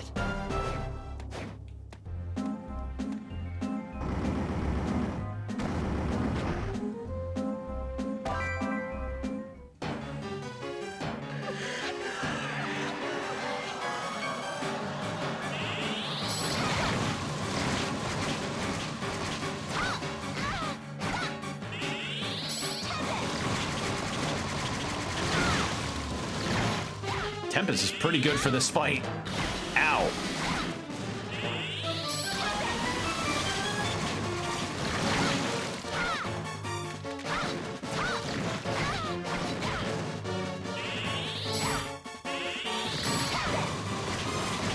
I just wish that the bodies didn't hit the floor so that I could actually do my thing.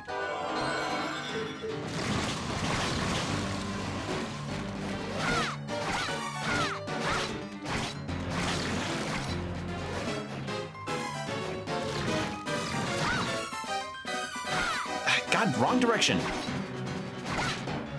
The Switch Pro controller, your D-pad sucks so much. It's just not good. It's not a good D-pad. Oh, hello.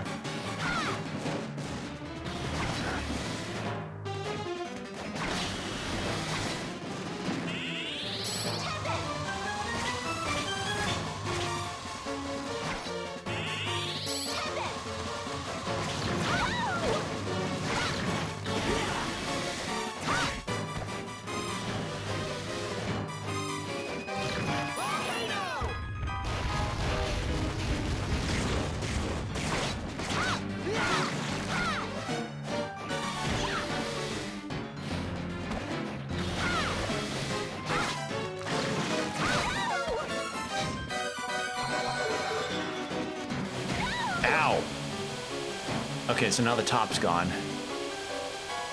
All right, and Jonathan's out of commission. I mean, thankfully there's no more bodies hitting the floor, so that's a plus.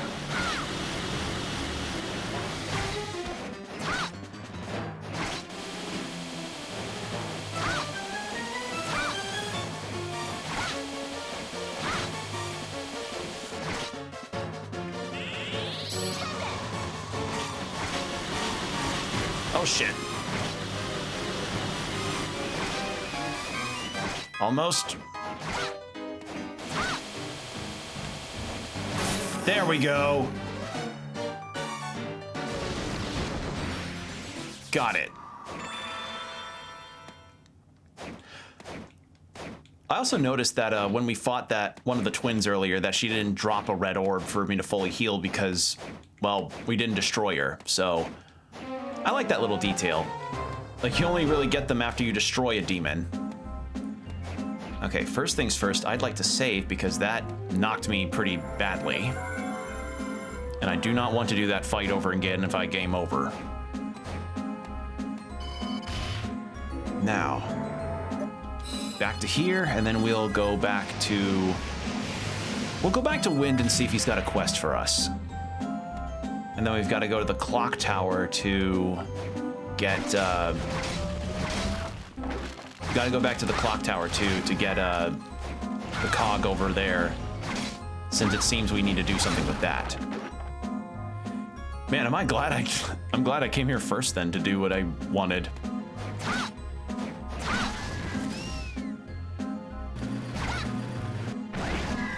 Yeah, we'll just skip that. All right, back we go.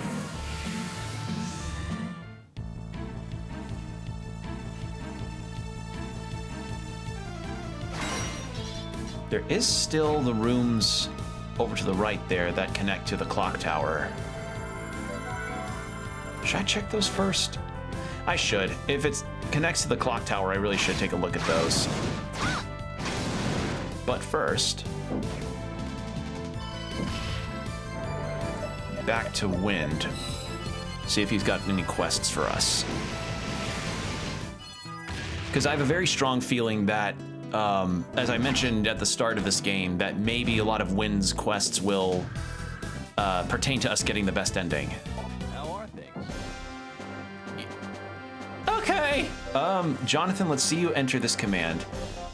Fuck. Okay. Holy appearance. Charlotte, I'll teach you a healing spell. Come back wearing 3 nun items. Okay. Number of fortune. I'll tell you a lucky spell. Come back when you have the last 3 digits of your money are 777. Okay. Jonathan, perform the spinning art in front of me 3 times in a row. Spinning art? Find the statue's tears buried under the rubble and bring it here. Is it the Virgin Mary statue? Because that's literally the only thing I can think of. Okay. I'm counting care to try. This is Care to try? Yeah, I'm counting it. Care to try? Yeah, yeah. Okay, I don't know where the fuck I'm gonna find nun items. Jonathan. Jonathan, it was...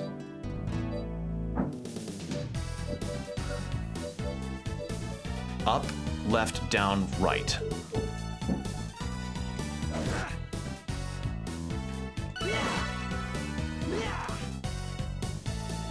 So I just do the knee technique without... Oh, I don't like that. All right.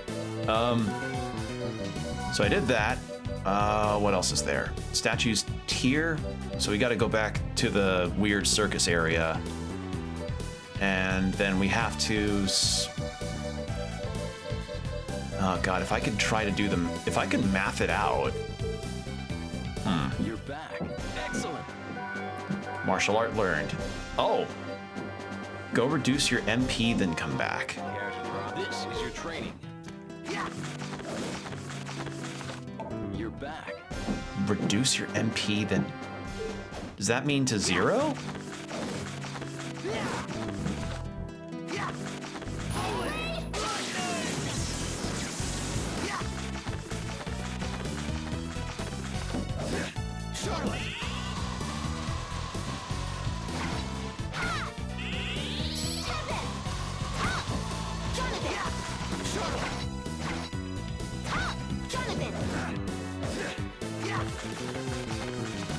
You're back. Oh, yeah, that was it. Just wear your MP to 0 and then you'll do it. Okay. Well done. Well done. Okay. If you want a poisoned sword, bring me moldy bread, amanita, and a longsword. Amanita and a... Okay. Try. This is your training. Interesting. Do I have the... Jonathan! Do I have the spinning art? Hold on. Relics.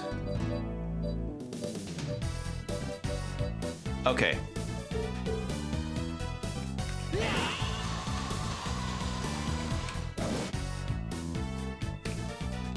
No. Back.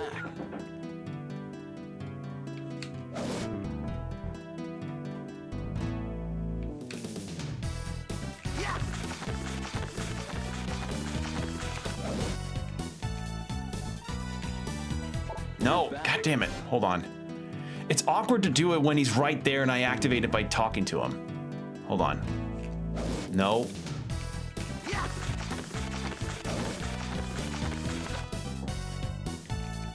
Ah, You're back.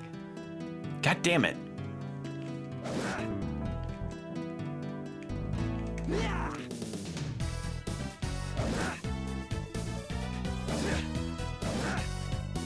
You're back. Did that do it? In front of me 3 times. So what constitutes in front of him?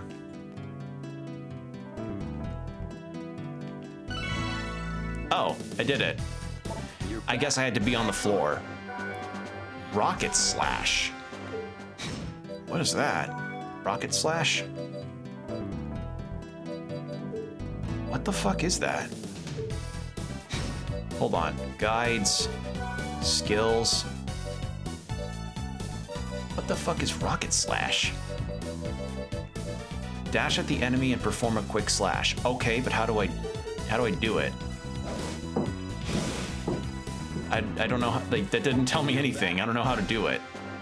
That's very strange. All right. Well, let's go spend money, I guess. make you a deal. Powdered milk.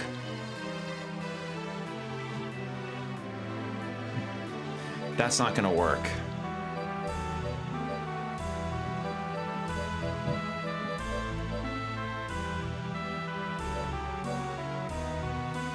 Morning Veil, Diamond Tiara, Engineering Boot. Do you have none items? Glass shoes. Prima shoes. No, no, no. Holy Mantle. No, no, no, no. No, no, no, no.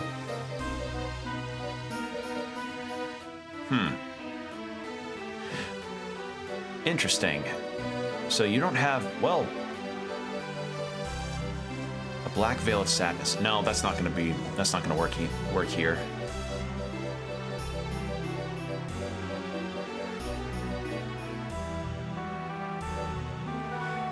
I have a very sneaking suspicion that that powdered milk might be needed for something. I can't say what, I'm not sure what, but I feel it. I feel it in my bones. Okay. Thank you. Well,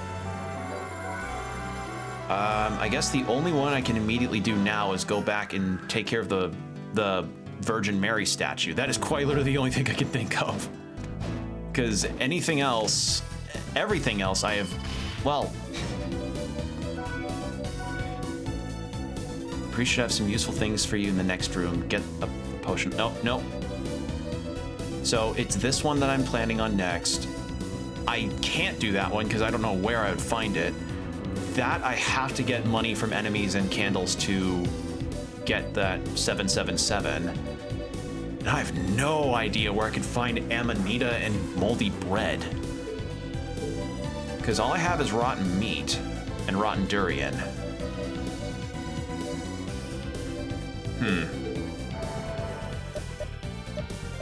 Okay, well, let's head back here and take care of the statue thing. And we'll see about trying to get that 777, because at the very least it has to be the last 3 digits and not the entire thing. Could you fucking imagine if you had to get your entire amount of money down to 7, like the maximum, but all 7s?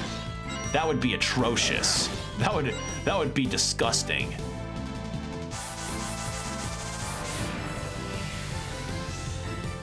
All right. I believe the statue is to the far left, if my memory serves correctly.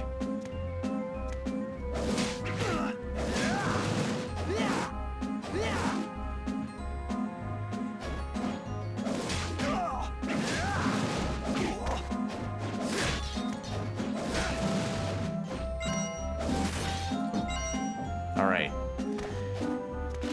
I just need to keep count of the money too, because if this works out the way it should, I could be able to kill 2 birds in 1 stone. Okay, just make it cry blood. Okay, cool. Fucking what?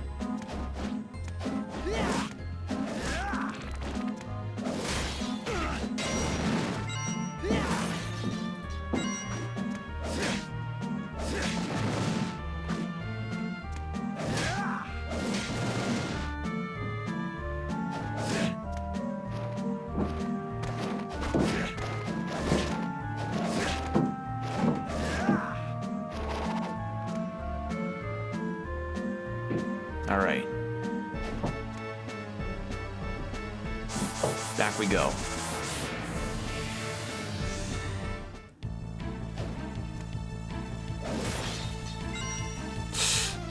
That's worth 50. Okay, we just need 1 100 and 4 1s.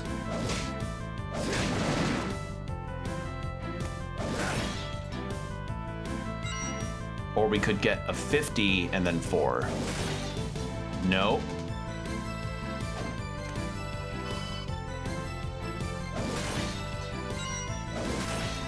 No.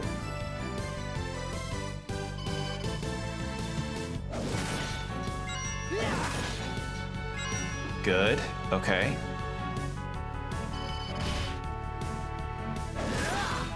Good. All right. Yeah, this one's not turning out so bad. This, like, it's easily exploitable. So long as you just pay attention to the money that you're picking up.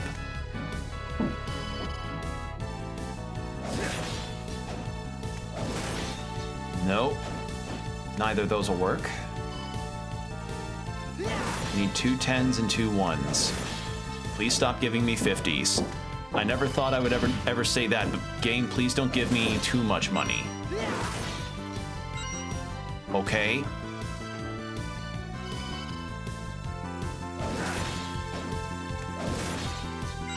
Okay, we just need a 10. That's it.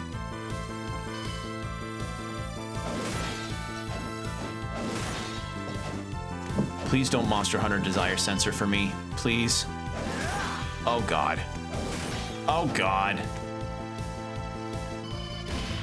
Oh, it's the fucking Iron Golem soul all over again. No, I don't need that. Please. Thank you. Okay, so quest successful, which means I didn't even really need to go back to him with that in tow. I just needed to actually obtain it. Okay, good to know. Got it. All right, so in that case, let's go back to the clock tower. You're back. Well done.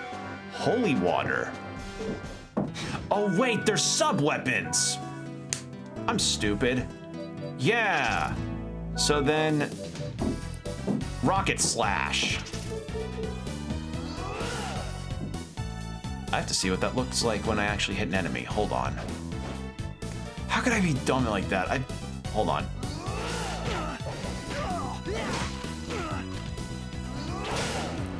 Oh, that's not good. Oh no, I don't like that. Because when I thought of rapid slashes, I thought like the Vorpal Blade. Nope. Oh man. All right, well, in any case,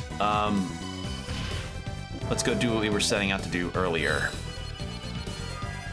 We'll explore the clock tower and see if we can get any more progress done on those quests. I still don't know where the fuck I'm gonna find moldy bread. That's so strange. A poison sword. Can bosses get poisoned in this game? I honest to God have no idea. All right, how's the holy water? Ooh. It doesn't travel on the ground, but that's pretty good. I like that.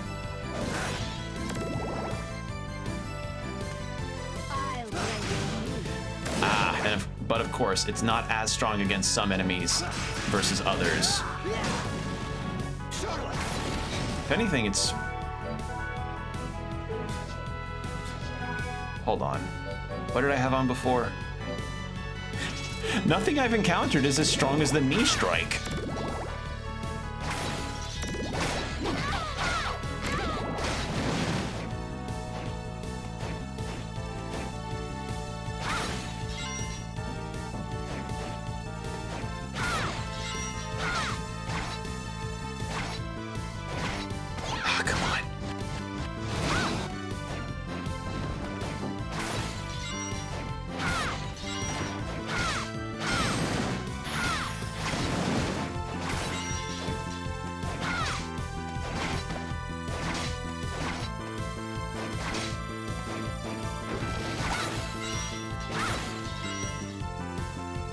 Oh, that's why I can't. I forgot. It's the closed off passage spot.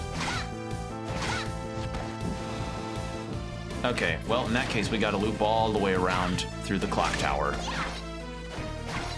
I'm trying my best to not accidentally call it the cock tower, and it's just a little thing in the back of my head that goes like, come on, Will, don't. If there's one area you should never Freudian slip on, it's that.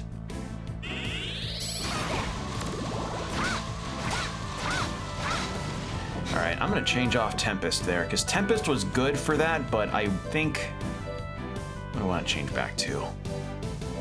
Let's go, well, I'll try the Gunman, why not? Oh, hold on. Oh my god! Oh no! Ooh, that's good. Yeah, I like that. That's good. I like that one a lot. Did you see that? That's just 5 shots of 63 damage. That is no small number. Holy shit. Okay, and I think the thing to the left here was it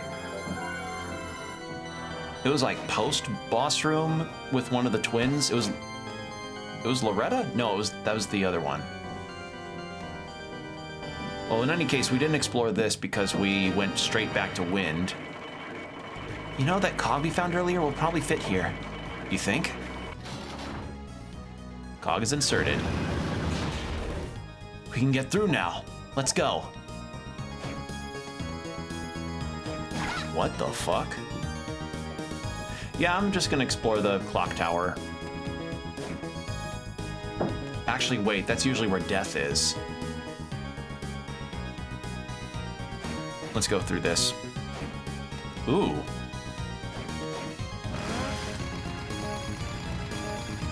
Oh, I see.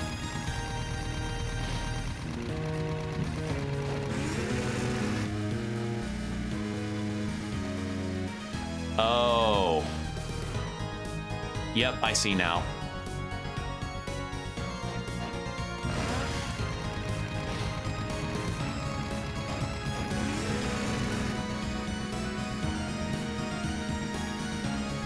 Jonathan! Charlotte! Jonathan! Oh, come on. What is even at the end here? Oh, I see. That's a cool idea, though. I just need to pay attention to when I need to do my things. Do my things, man.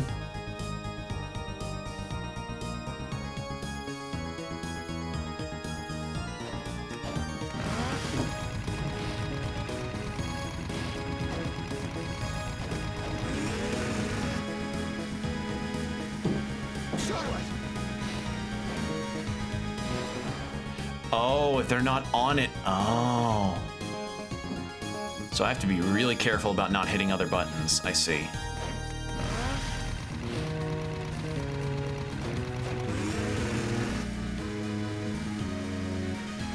Jonathan! Charlotte! Jonathan! There we go. Charlotte!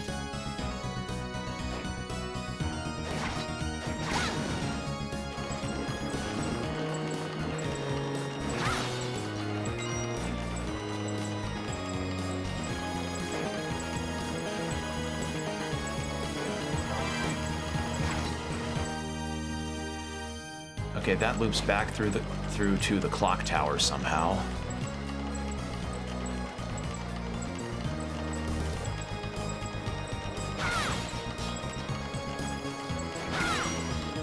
Ooh, save room.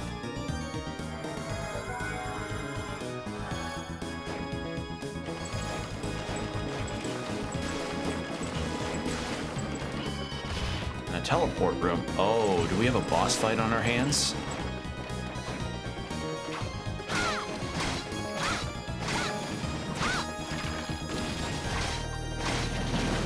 Hold on now.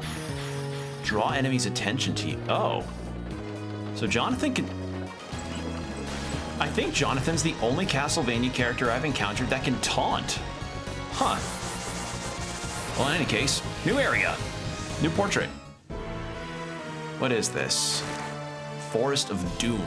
Okay.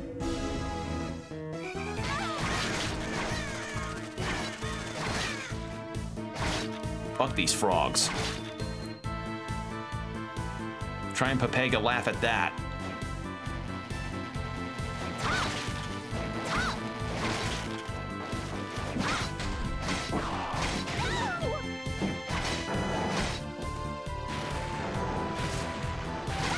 Ow. Ow. Jesus Christ. Oh. You're a demon from Dracula's castle, then suddenly a girl with a magic book summons like 5 guys with rifles to just completely decimate you. Oh, you revive. Oh. Jonathan.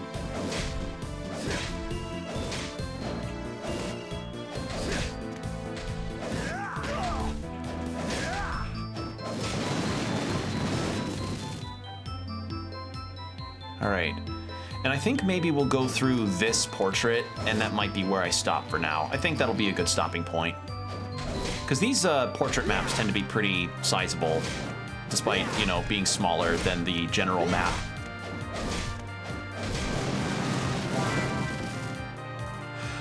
Oh no.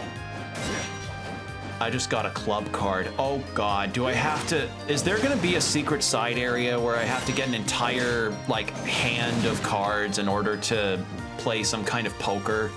Is this gonna be Balatro? Which, you know, I've been tempted about Balatro because I've been hearing a lot of positive buzz about it. And it's crossed over with a lot of stuff that I like. It's just... I've never really played poker, and I don't really know how to fully play it very well, and it plays around with poker ideas and multiplications and stuff in ways that seems like it just make my brain hurt after a while. Like, I like oh! I know that. I need that, actually. Like, it's not to say that I probably... Like, I like roguelikes, but... I don't know poker very well, and I feel like I'd probably keep failing pretty quickly because I'm like, I'd be mixing up houses versus suites. I'd be mixing up all sorts of shit. Like, let me put it like this: if I fuck up as badly as I do normally with playing poker in a Yakuza game, I for certain will fail in trying to play Balatro. So, yeah, y'all enjoy Balatro. I'm just gonna, like, my only card games that I've really kind of played is Pokemon Pocket TCG, which I haven't been playing much of recently because I've been, most of my time on my phone right now has been just trying to catch up with the webtoons I've been meaning to finish or to just full on catch up with. But I'll occasionally hop in to get my daily card pack opening. So lonely.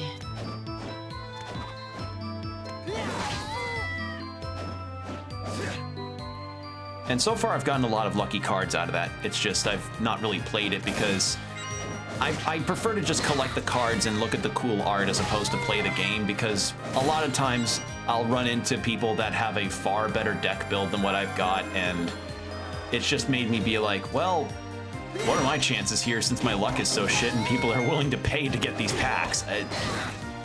I don't know.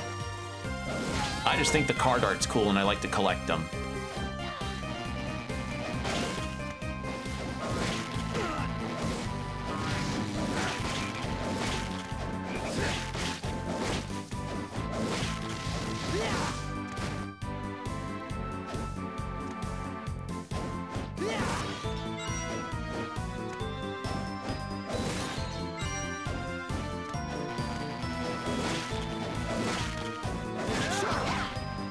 Hold on. Actually, we'll just do it this way. Actually, hold on.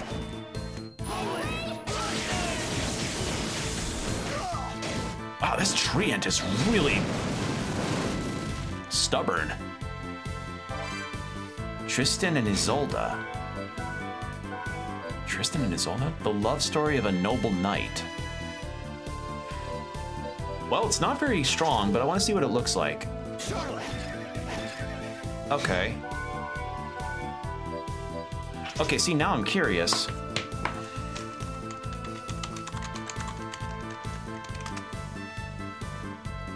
Tristan and Isolde.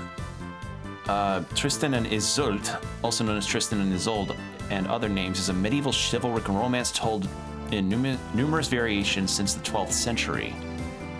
Okay. Yeah, Castlevania always pulls a lot of inspiration and parallels from real fiction and reinterprets it in different ways. So yeah, chivalrous love story turned into a book weapon. Neat. Would not have known that otherwise.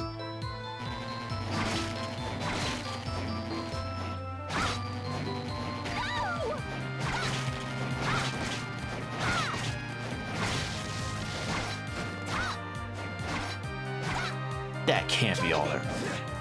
Really? That is all there is here? Wow. Okay then. I thought there'd be more, but I guess not.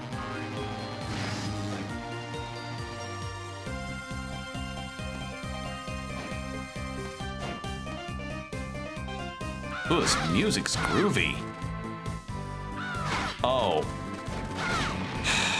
The wall made me think that it wasn't a wall. Like, the wall made me thought that I couldn't pass through it. I was tricked.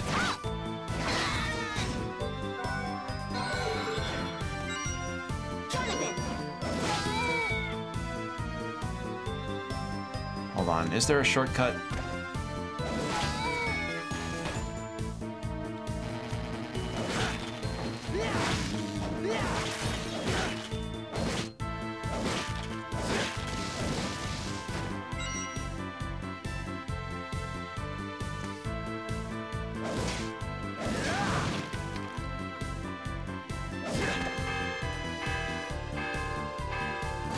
There we go. Shortcut. Ooh, max HP up. Can I get to it?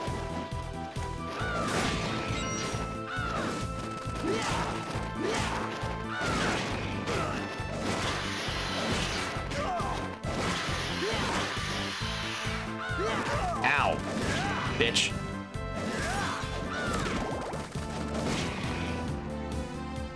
I can. Haha. Hold on. Lovely, and that's a full heal too. Thank you, game.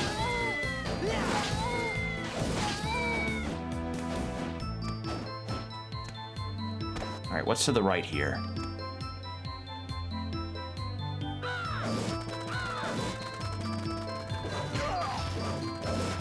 The tombs! Oh god, it's like that Cuphead boss all over again.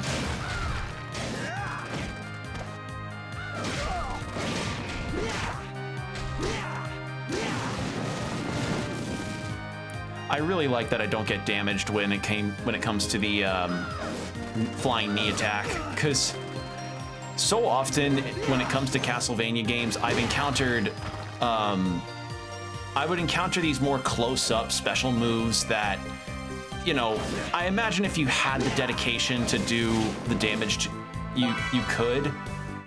Oh, there's a mushroom drop from these guys I needed. Okay.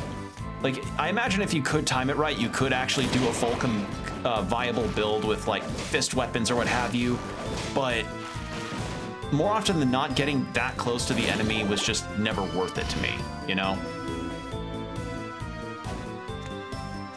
Okay, is there something to the left here? No. But at the very least, we did get what we needed for the poison weapon, so we can go back if we want to. You know, despite the less than...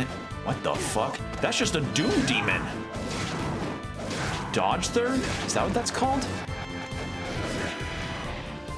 That just looked like a fucking Doom Demon.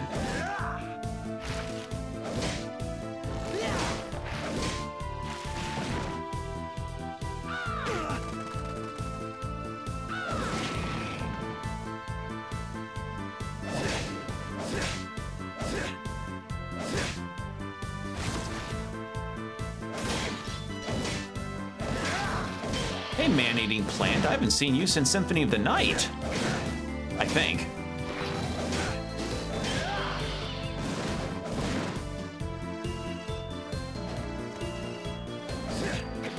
You're serious. Is it just this one? It's just this one. Okay.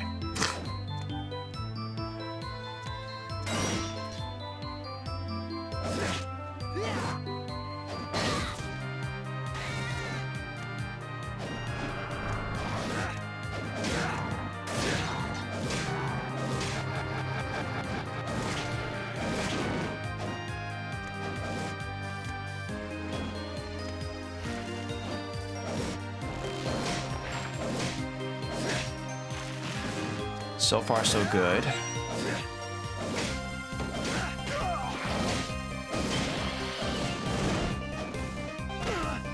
God, this game's music is good. I'm pretty damn happy with how this game is so far. Genuinely, like oh. I kind of want to go back to the other places I've been looking at now. I'm happy that this game has been just really fun so far. I've not really encountered anything that's been bullshit yet. I guess the only thing is maybe, as I said, Wynn's quest descriptions could have used a bit more description, I guess, in terms of where or what you need to do. But I mean, if you look, guides online exist for a reason, unless you really want to just authentically look everything up organically on your own. But I mean, the internet's there if you need it, and otherwise, I'm having a good time with this, frankly. Because I figured with the gimmick idea of having Charlotte with you at all times that maybe it would try to pull some like really gimmicky shit at you and it would kill the flow of the game. But no, like some of the puzzles that have you, you know, bringing both Jonathan and Charlotte out for it have been pretty straightforward and pretty easy and not too obnoxious to fulfill. Like the go-kart one from earlier, that one wasn't too bad, actually. Because it wasn't requiring the strictest timing in the world to figure out. So yeah, so far this game's been pretty good. I just wonder what really odd and out of left field thing you gotta do to get the final ending could be. But as I say, my guess is gonna be that you have to do all of Wynn's quests so that Jonathan can use the vampire killer. Because that way he'll be worthy in the eyes of the Belmont clan, or whatever.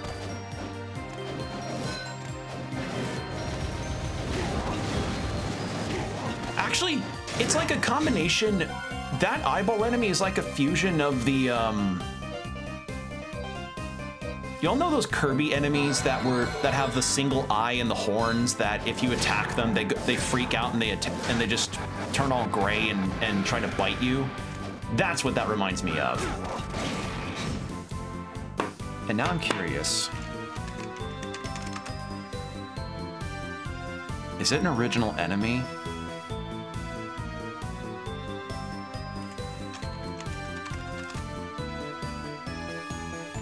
Oh. It's based on the Beholder. Okay, no, that makes a lot of sense to me now. So it's totally like a situation of, oh, I'm not the Beholder. The Beholder has tentacles that have eyeballs on them. I'm just a regular eyeball enemy. I see.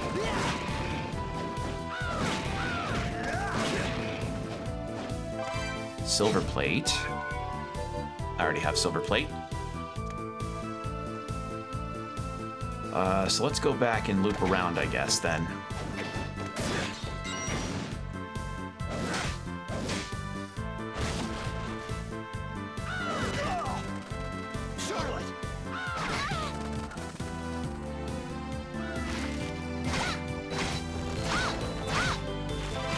Orchid Corsage. Is that? I think Corsage for... No. There it is. Is the Orchid Corsage? It is better. Okay.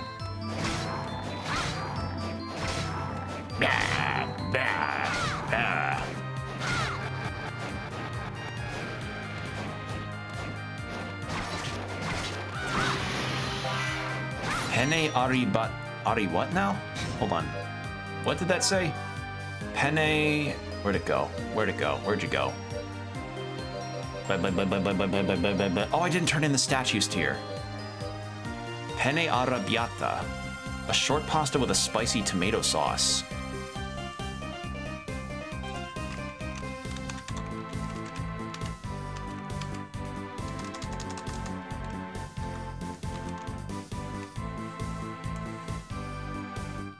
Ooh, that actually looks really good.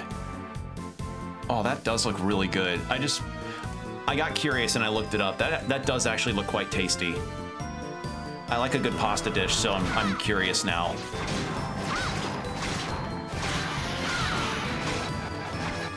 Ooh, silver leggings. Are those better than what Jonathan has on now? Yes.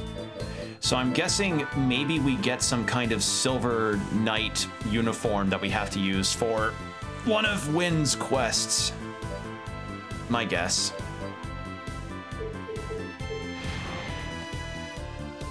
Okay, so we found all that. So the loop around for that spot will be from below. In that case, then we can go back and take care of the one room we didn't see, or the 2 rooms we didn't see up there, near the beginning. So let's bounce back to those real quick.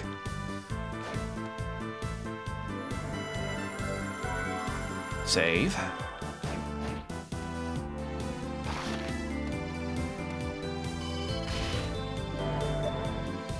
Go back here and see about those rooms.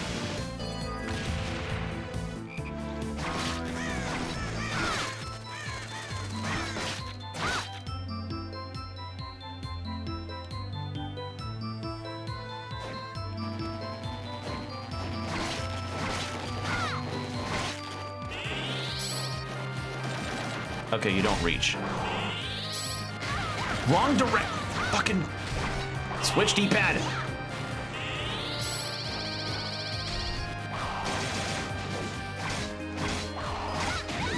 Oh my god.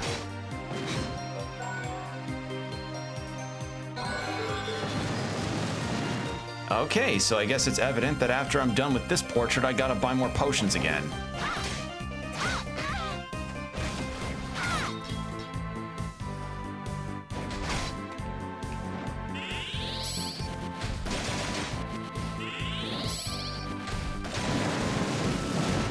Treant is no... Treebeard is no match against the power of Gun. The power of Gun is too strong.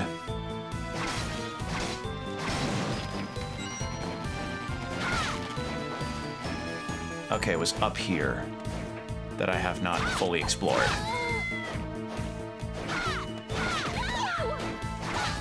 Watch it be a teleport. Okay, not a teleport room.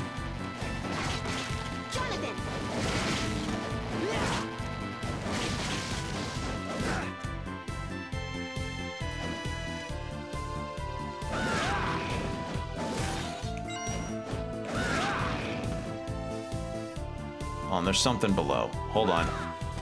What's below?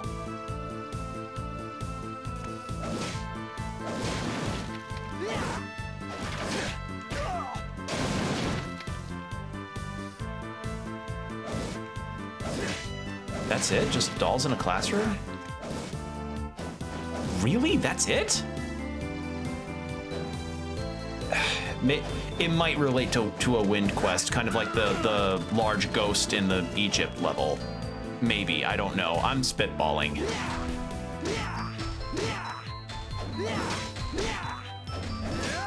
That's so funny to me. You're spending mana to do the strongest, to do probably the most powerful high kick ever. Or not high kick, the biggest knee kick ever. And somehow it's actually really good. Okay, that just looped me all the way back here. Well, it was worth it. Worth a look.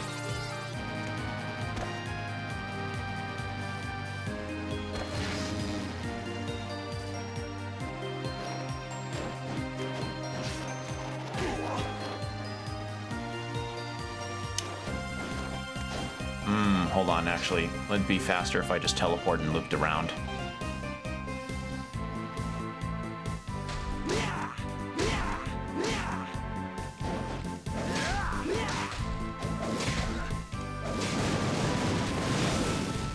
I'm not gonna be able to reliably pull that off. I'm just not.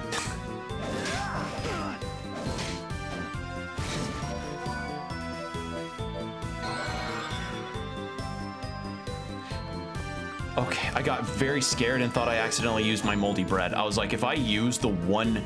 You know what? I should go turn these items in just so I don't accidentally use them. No, fuck that. No, no, no, no, no.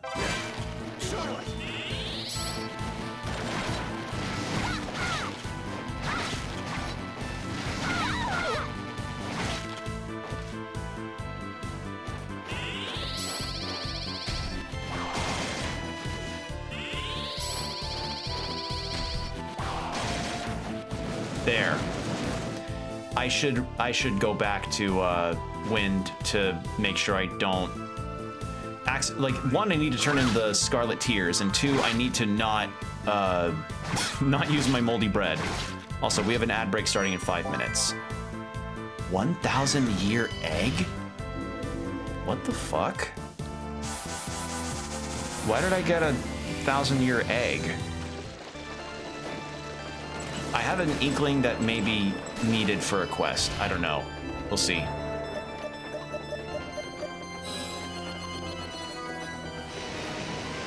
Just a thought. Just a thought that maybe, just maybe, that'd be the case.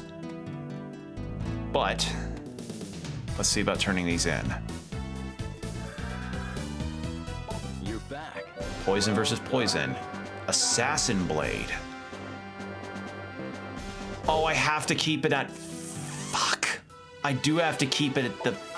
Fucking damn it. Okay. So I do have to keep it at 777. I forgot to turn that in too, and I earned too much money. Thank you. Shit. Well, I can now put on the clown makeup. Well, how good is the Assassin Blade? Hold on. A poison blade referred to... Oh, I may use that instead of the Zweihander. It's close enough to strength of the Zweihander that I feel comfortable with.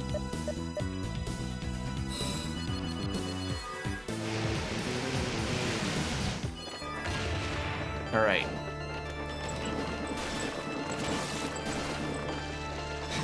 Wait, hold on.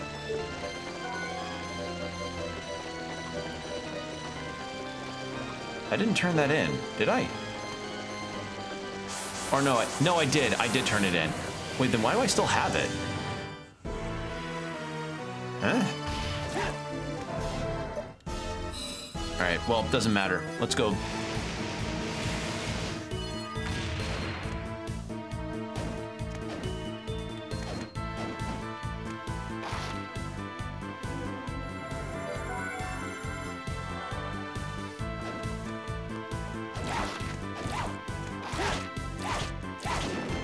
Yeah, I'd like to keep this over the Zweihander. I don't see myself keeping that for long term, but yeah, I prefer getting to hit multiple times as opposed to just a few with the Zweihander. This is just better.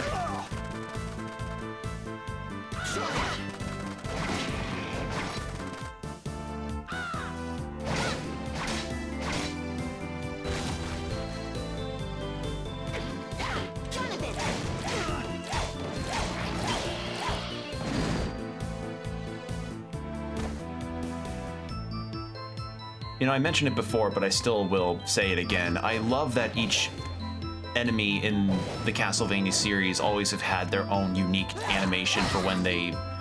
You can poison. Anyway, their own unique animation for when you destroy them. I just think it's neat. Especially whenever they add new enemies into the games. Like, as far as I know, I have never seen these Moldy Corpse guys before. And these Dother guys are also new. At least to this game. I have no idea if they're in any other Castlevania game, but it's my first time seeing them here. Also, I liked... Now that I know that those enemies are based on the Beholder, I can totally see it now because that was absolutely Magic Missile. Like the color, the shape, it was just Magic Missile. That's amazing.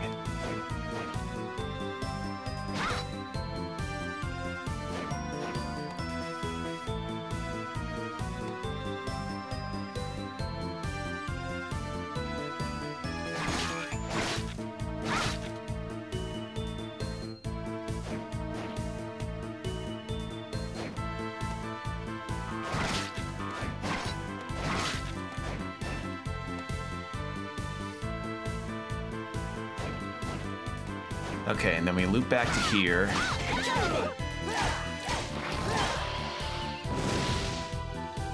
And we get this opened. A defensive stationary stance passed down in the Morris family. Okay, well, we have an ad break coming up, so with that done, I'm gonna go ahead and switch to the BRB. I'm gonna go ahead and fill my water since the timing's opportune, and we'll be right back.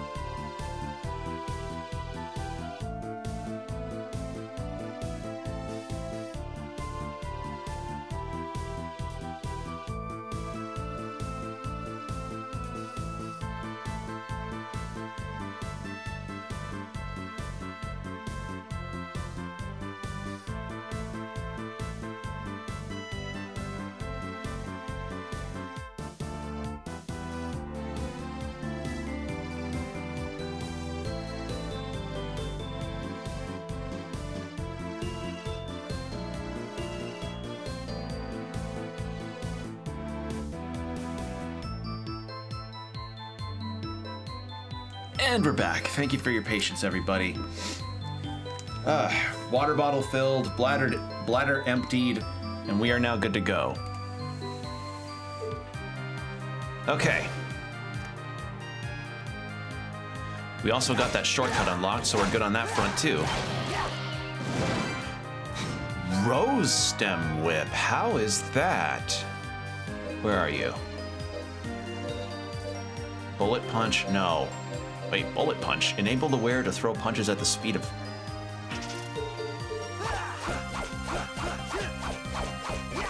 No. As I said earlier, you can try and make it work, and it's possible, but... Hold on. Assassin Blade. Oh!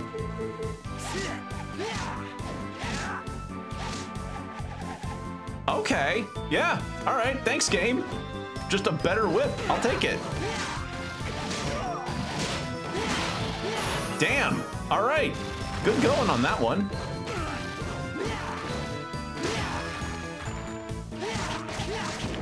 Oh, and it does lingering damage? Oh, because it's thorned. Oh, that's great. Actually, that's really good. Okay, good setup. Just got a good drop on a weapon. All right, fuck yeah.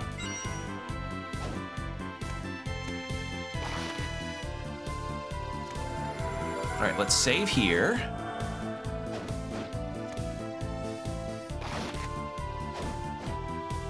What's this way?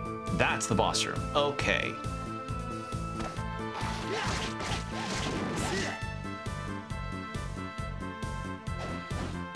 Why would... That's very odd. Why would you have two Okay, that was a weirdly constructed room.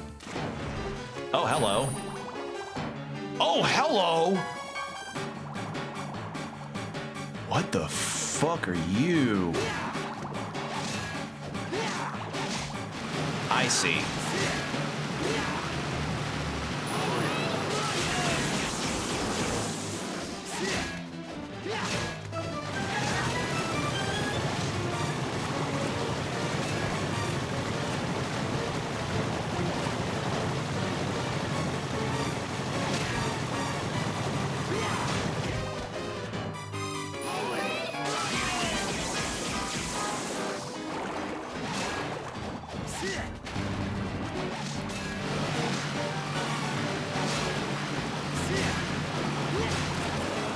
Inflate to be so big and round. Oh.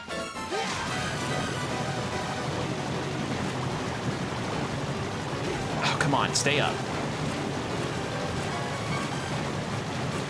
Come on, can't you double jump in water?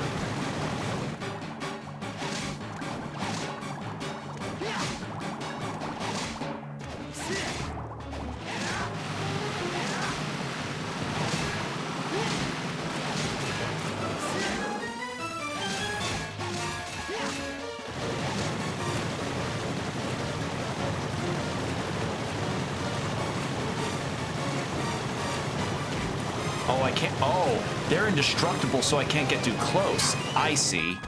Oh, God. Hold on. A duck egg preserved in clay. Yeah, no. Not doing that. Been too long? Hey, Combo, how's it going? We're in the midst of a boss fight. How are you doing? I'm fighting a, fish frog monster. There we go. And we've now destroyed the fish frog monster. Much better? I'm happy to hear that, dude. I'm glad to hear you're doing well. If y'all don't know, Combomster, or Combo as he goes by, is the person who made my starting soon screen and my BRB screen. That's a real thing. It's called a century egg. Really?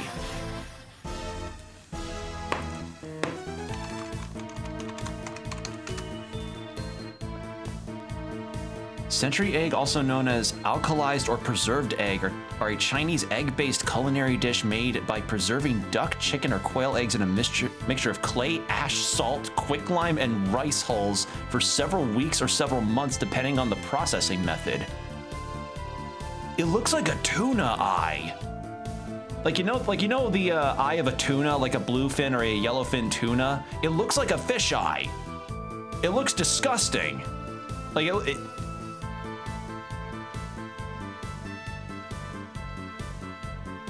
preserved in clay. Okay, so umami, salty, and savory flavor. Yeah, no, none for me. Like, listen, I'm particular about the egg. I'm sorry, what? A shape-shifting spell that turns the caster into a frog? How? How do I do that? Anyway, no. Like, here's a fun fact about me, chat. I have a very particular preference on how I like my eggs, and most of the time when it comes to eggs, oh, it's a Charlotte thing.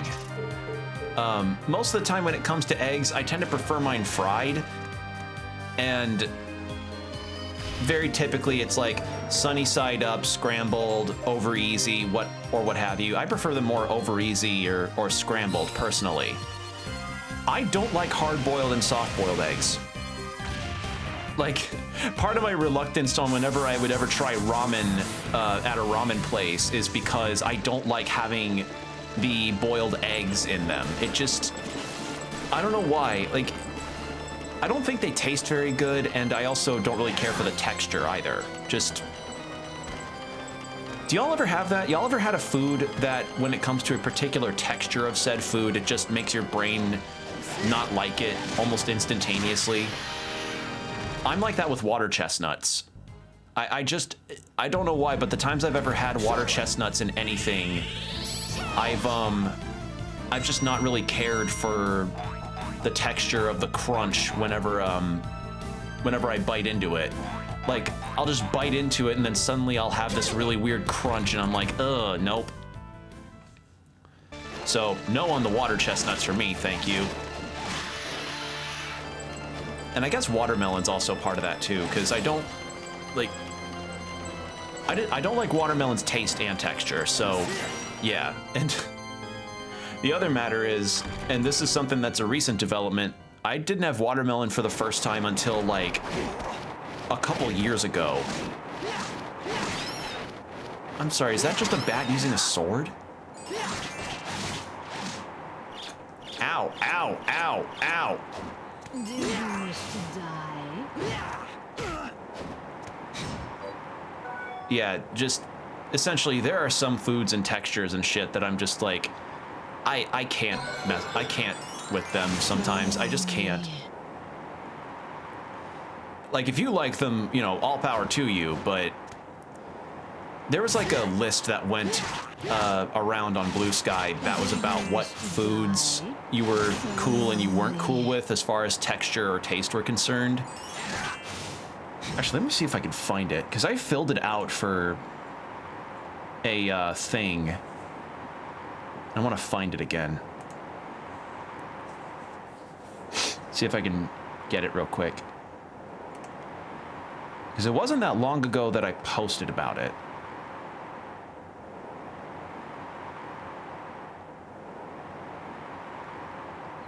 Okay, yeah, picky eater test, that's what it was. So, for me, blue cheese, I just hate the taste of blue cheese.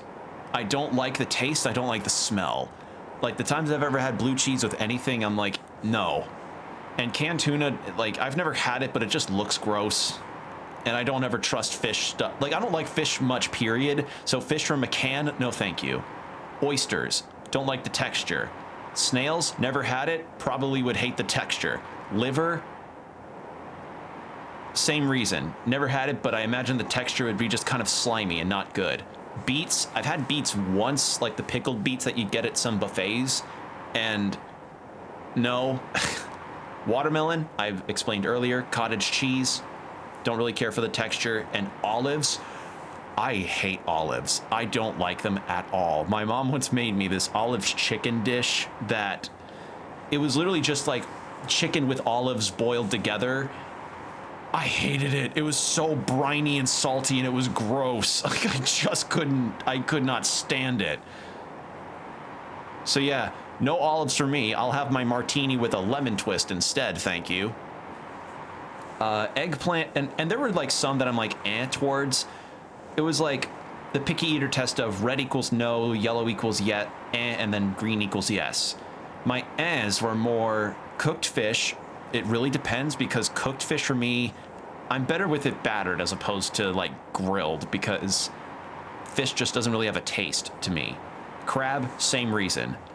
Nutella spread, if there's too much of it, you know, because chocolate with me is weird, since chocolate, if I have too much of it in one sitting, I don't feel very good afterwards.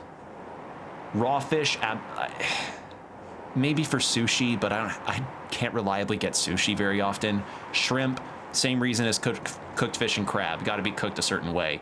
Tomatoes, if they're used as something that's complementary and not as a primary, like this is the star of the show situation, then yes.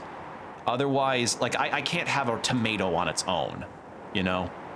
Cauliflower, same reason, but I have found means to be able to do cauliflower in different ways that make it more appealing, like using it as a fried chicken substitute for buffalo chicken. Like there's buffalo cauliflower where you air fry or roast the cauliflower and then dip it in buffalo sauce.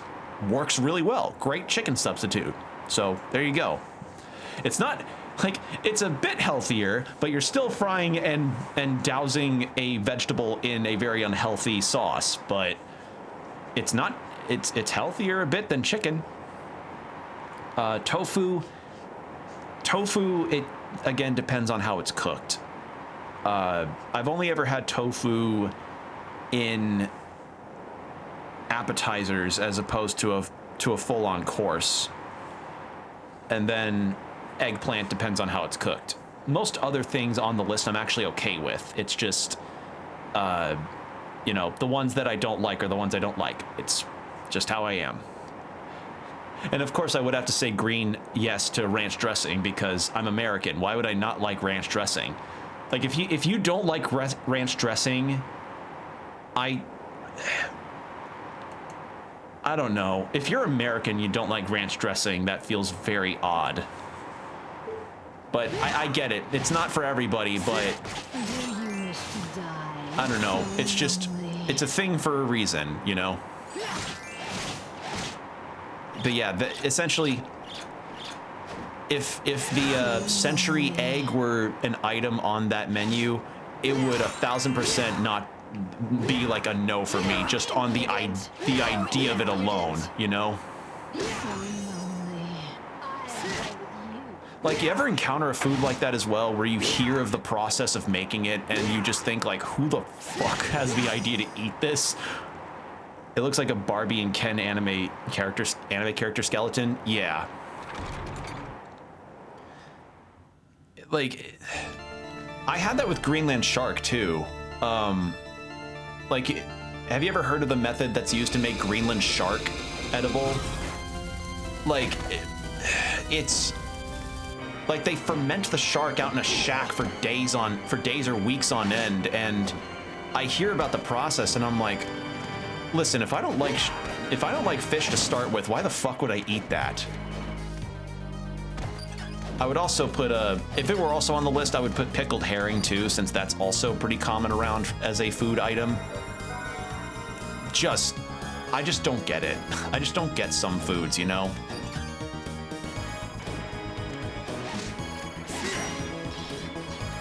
The fish eggs. Oh, caviar? Yeah.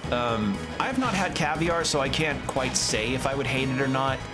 It's just my history with fish and seafood has been patchy, to say the least. Like,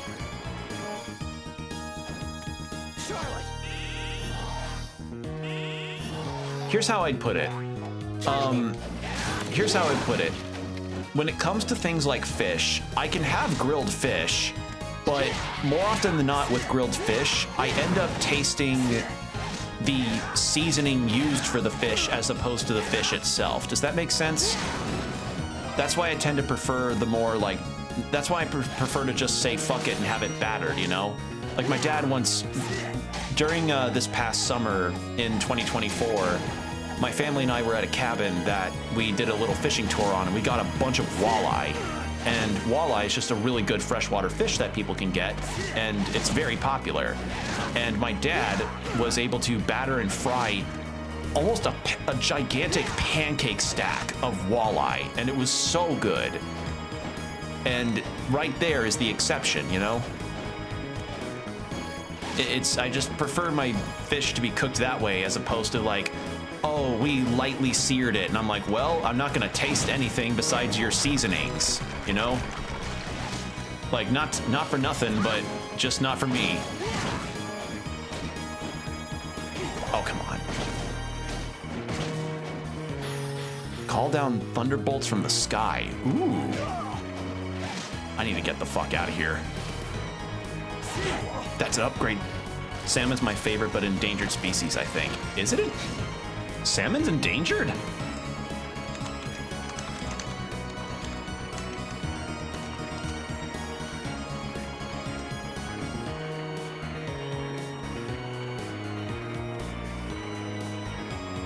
Certain populations of sockeye salmon, coho salmon, Chinook salmon, and Atlantic salmon are considered as endangered. Okay, so some species, some salmons are considered, or some spin-offs, some types of salmon are actually endangered, yes, but it doesn't seem like all of them are. Salmon for me is weird. I heard about it somewhere. It's more common. Yeah, that maybe it's just a commonality thing, like maybe a preservation effort situation, like it's just better to keep in mind that some fish just need to be given a chance to fully repopulate before you can go out and fish for them again. I mean, hell, that's something you have to keep in mind in Dredge, so it makes sense to me.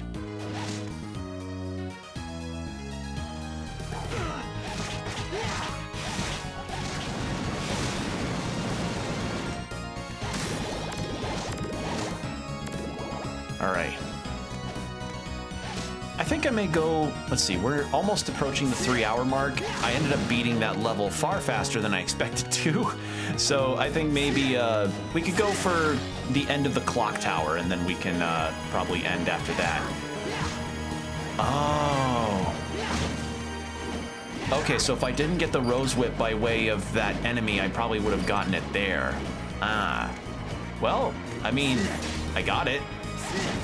That's the benefit. Oh, God. I hate this. Medusa heads.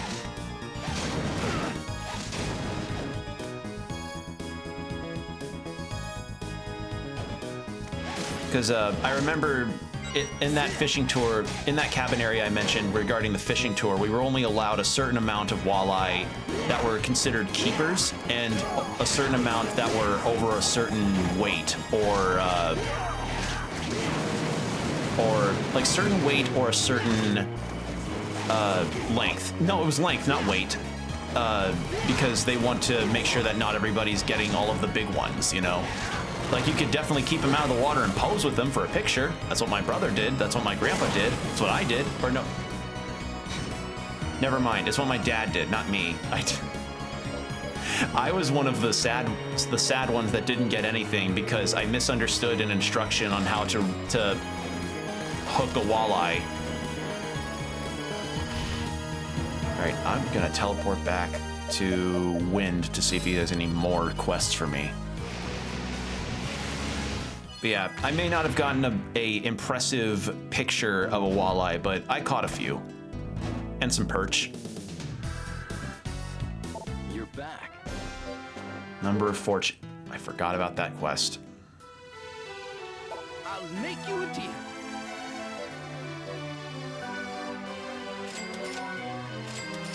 Thank you.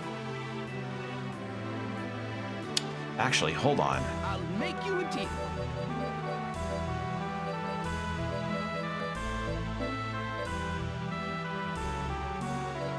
Okay, now I'm scared to actually sell these because if I do it, then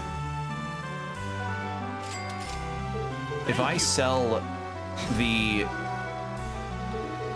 a particular weapon I would need for a quest, what happens if I can't get it again? Or a piece of food?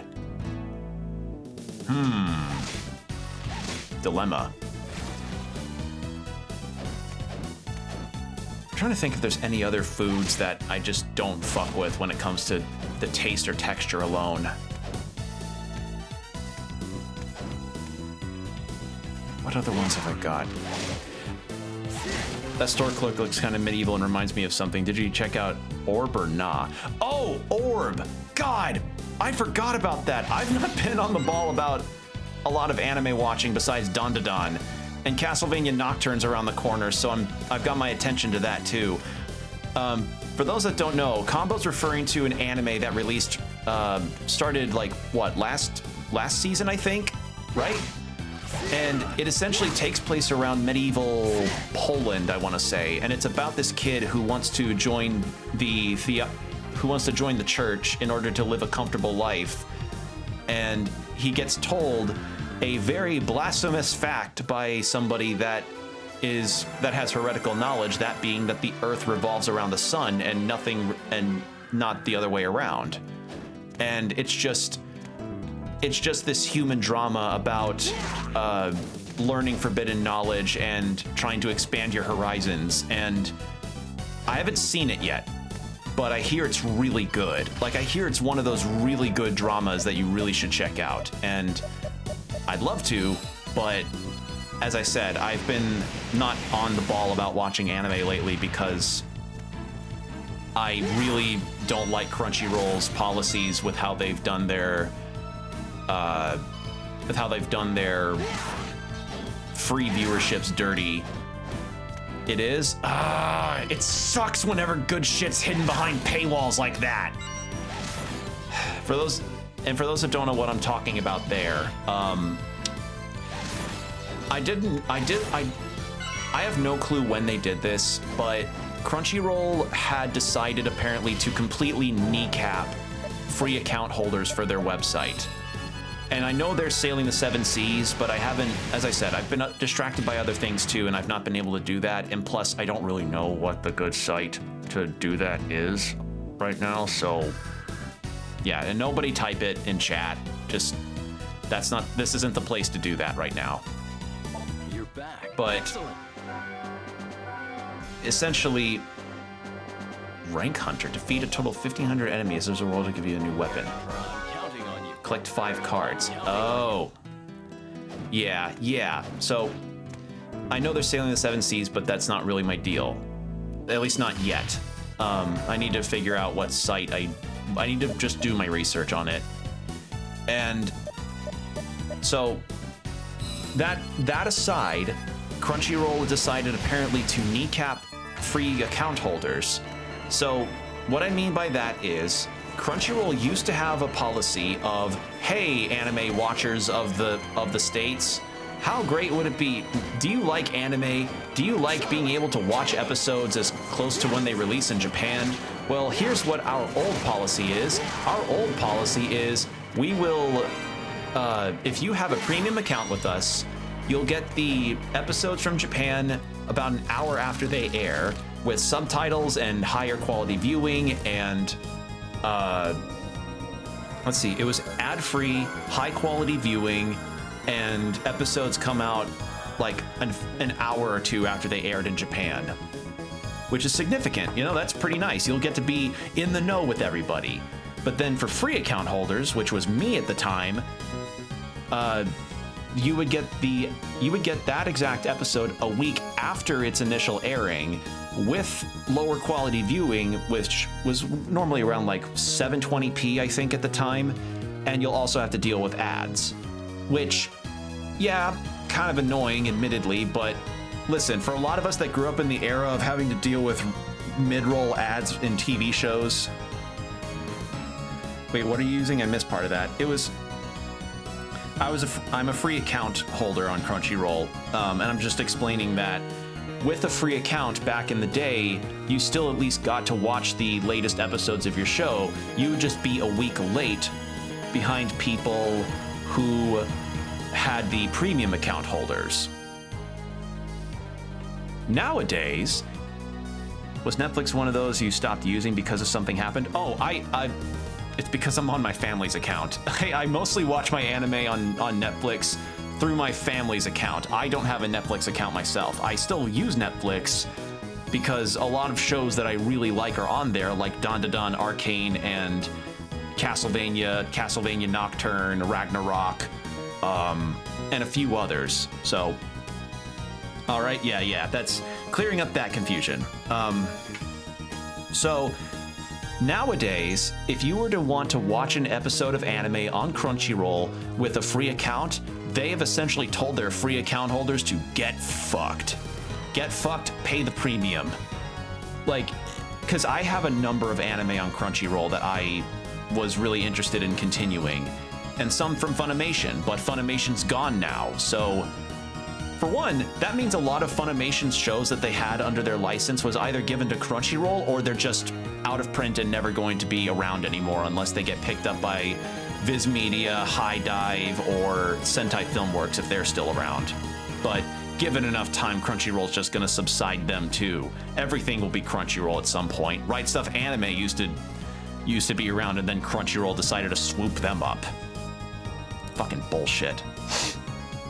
But in any case, I was like, I want to watch more of To Your Eternity. I want to check out Mob Psycho Season 3. Checked them, saw their pages, clicked on the episode, and was not given access because I did not have a premium account. I have to pay now to watch my anime no matter what. I can't have a free option. And that right there is where Crunchyroll lost me. Because like, you want to have a business model where you have an encouragement for people to buy premium. Yeah, I mean, that makes sense, you know? Aside from ad revenue, that's how a business makes money. But the fucking second you kneecap your free account holders, like, you kneecap your free account holders' ability to consume your business product that way, you have lost them. Like, I'm trying to think of a close example to this. Imagine, for instance, if YouTubers gained the ability to lock, well, actually, I can kind of, actually, I was about to say, what if YouTubers were able to lock their content behind a paywall? They kind of do, actually. Like, some through Patreon means or Ko-fi means, or through membership-only means, like with streams and such. But you get the idea. Like, they just restricted the ability for free account holders to partake in Crunchyroll.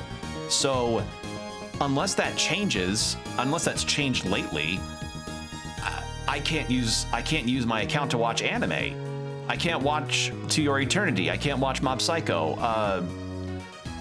Nothing's available to me.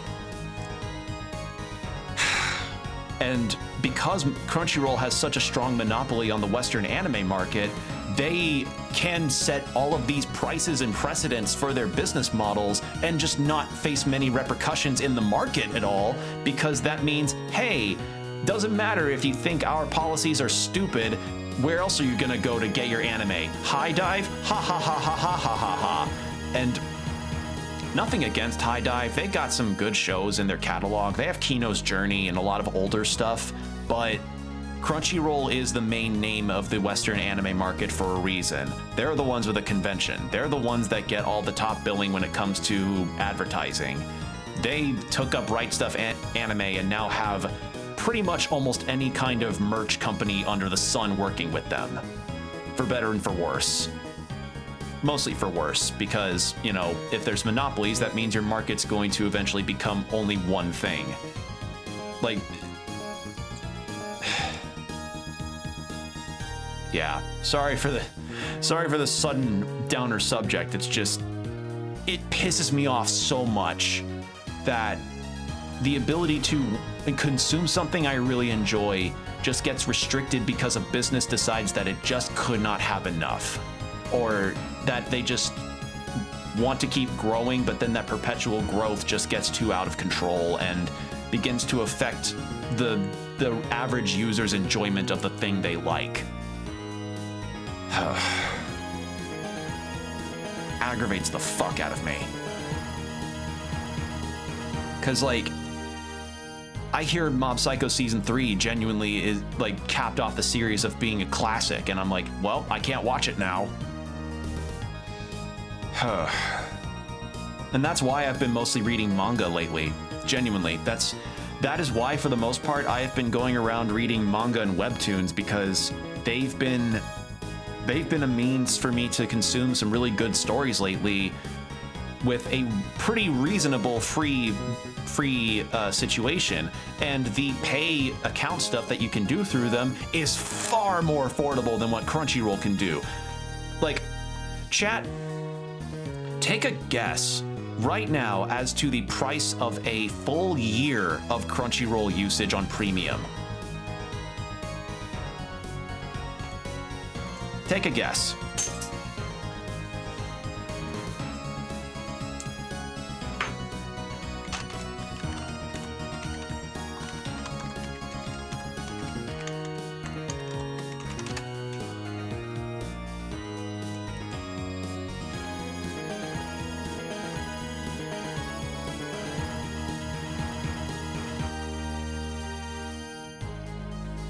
Because let me tell you, the actual price of it is pretty ridiculous. So the price of it had increased to, if you want to have it for a whole year and just pay it in one go and not have to deal with monthly costs, it is close to $100 a year. $100 a year, because Funimation's gone, and because they have such a huge place in the market, they can be like, well, where else are they gonna go? We can increase our price, and it's like, where else can they go now? just fucking disgusting shit. And again, that's why I've decided to start reading manga more, because if I read manga, that's far more affordable for me. Anyway, Death's here. Yeah, it's nasty. It's disgusting. Like, you should not be forced to pay that much money just for all that. It's anyway, go read a manga. Go read a webtoon. Because at least they've kept their free business. They've kept their free options well enough for people to be able to read their stuff.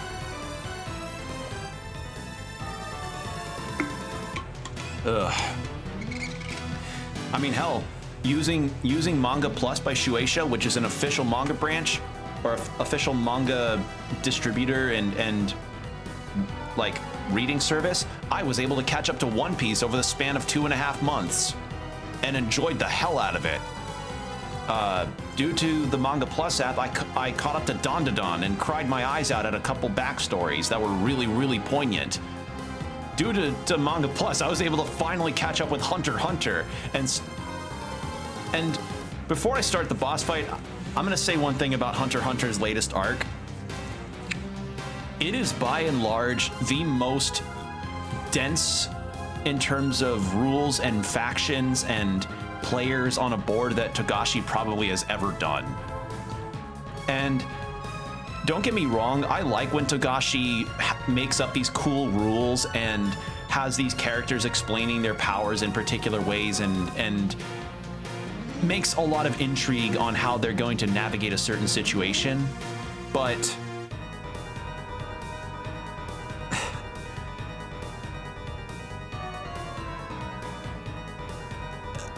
there were straight up 3 chapters of 2 characters sitting at a table playing a card game with each other. And it was just a back and forth of trying to mind game the rules, and it was like with one character who's a member of a royal army and another character who's a mafia boss, and it was just this back and forth of text upon text upon text. It was more text than drawing, and I get it. That's kind of what you sign up for with Hunter x Hunter, and to an extent Yu Yu Hakusho. Like, Togashi loves to have his characters talk about their powers and strategize and compound upon those strategies with adjustments to the strategies. I get that. I like his stuff. But I'm like, oh my god, I feel like I just read 4 chapters of a book in the span of those 3 chapters with how much damn shit there is to keep track of. Because that was just 3 chapters in an arc of nothing but that.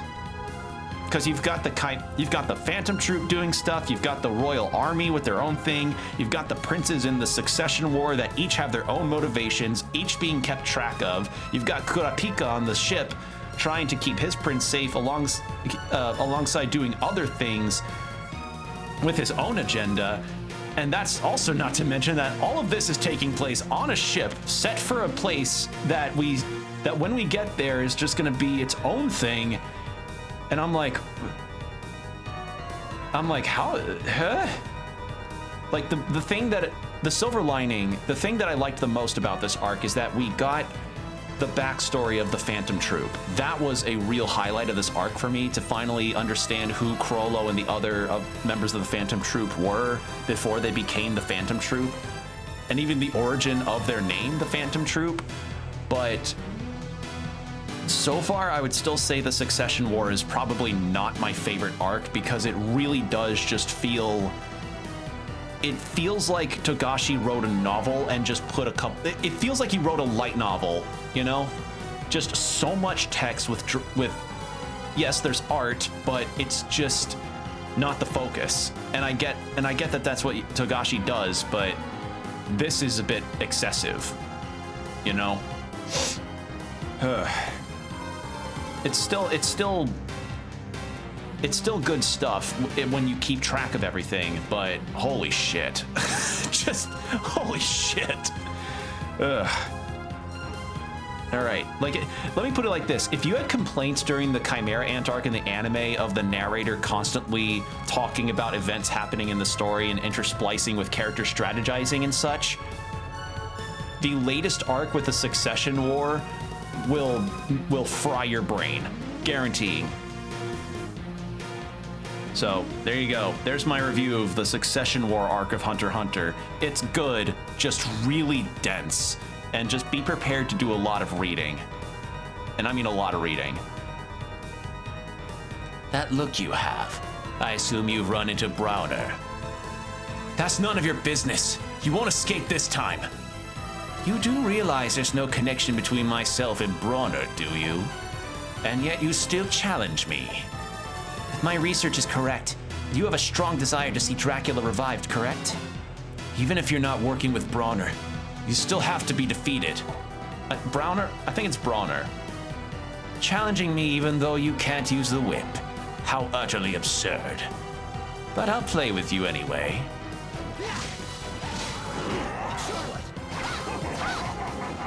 Oh my god.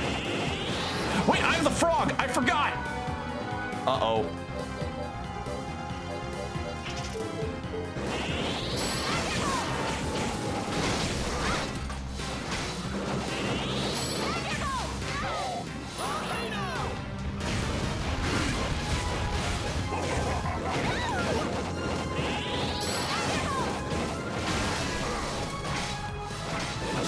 I see, he has different versions of himself. Oh, so in one phase he's vulnerable to magic and other he's vulnerable to physical. Oh, okay.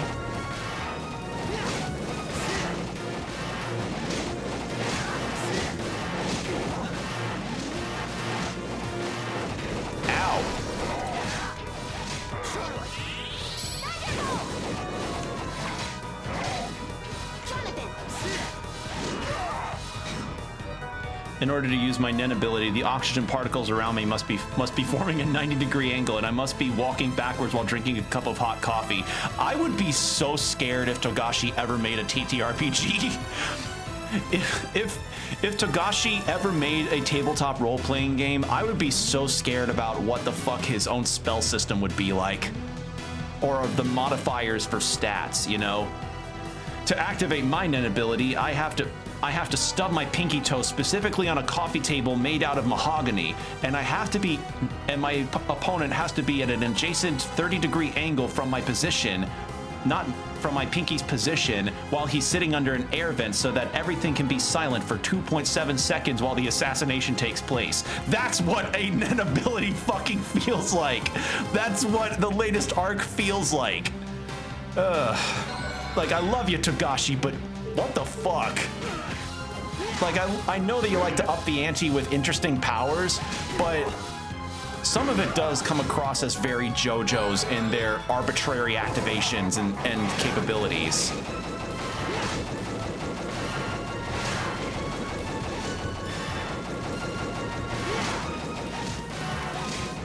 Oh, I can destroy this. Oh. I'm dead. It's been so confusing. It has. It's a lot to follow, you know? Like, I wouldn't say it's bad, you know? It's just one of those things that feels like it's just a lot to keep track of, you know? It's a lot to keep track of in a story that, when it started, was just about a kid trying to find his dad. That's it.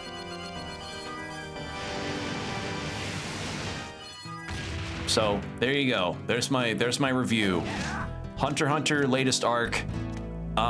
Stubbed toe equals room of silence, and it has to be a mahogany table. That's it. Like, literally, there's a power in the latest arc that people have to align themselves to the goals of one of the princes specifically for the one event, because the entire premise of Nen as a power system is dependent on the condition system, you know? Because for those that don't know, in Hunter x Hunter, the power system known as Nen relies so much on the ability of a condition and condition. Or not, but condition and condition is the best way for you to gain an immediate power spike. And what that means is you have to set a condition for your power in order for it to activate, but when it does activate due to that condition, it is then far more enhanced as opposed to it being normal. So, what's a good example? Let's say I want to forge a dagger in my hand that I can use in a fight, or as a covert tool or something. And I can create the dagger in my hand, but it's pretty much roughly the same, if not a bit weaker than a normal one, because it's just a dagger. You know, it's a dagger made from Nen. And, you know, it'd be a very basic power that could get overpowered very quickly. But if I set a condition for myself where it's like, oh, I create the dagger, but I have to know the entire process of what it's like to make a dagger forged from steel or what have you, and think the entire process out, or I have to spawn it in only one hand specifically and it can't be the other, or just a set of preliminary conditions that if I then take the dagger out in that moment, I can say, all right, if I met those conditions, then the dagger will be appearing in my hand and it's now indestructible. That's what condition and condition is. And it's a cool system. Like, Nen's one of my favorite power systems in any shonen because of these cool ideas that it puts forward. But the problem is now the condition and condition stuff has become so... What's the word I'm looking for? It's become so... It's just become so large with the stakes of the story that you have characters whose whole power system is dependent on only the one event in the story that they're in.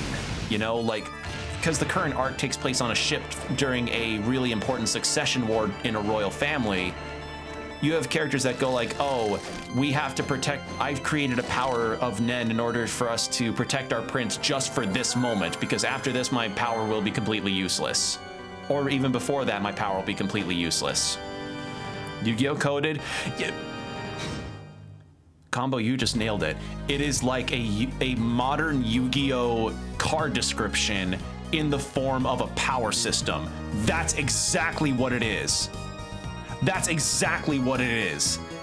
If you take a look at a current Yu-Gi-Oh! Card right now, like any of the pendulums, XYZs, or what have you, and you look at that fucking tiny, dense paragraph that is on that card, that's what a Hunter x Hunter power system feels like right now. I wonder how the anime would tackle the explanations. Dude, I said it before, Chimera Ant Arc had people be really annoyed with the narrator having to constantly talk about the events and everything. Imagine that, but the characters are doing that exact thing to each other. Like, you know the mind game stuff in Death Note where you had characters have an inner monologue that lasts for a really long time? Think that, but it would basically make the arc extra. It would be the worst paced arc in an anime, I would say. And I understand how harsh that sounds, but you gotta understand, this Succession War arc has felt like it's gone on for so long because of the conflicting factions alongside all of these new power systems being thrown at each other. Because the thing that's intriguing about this arc is that a lot of the characters that are in the ship are learning about Nen for the first time.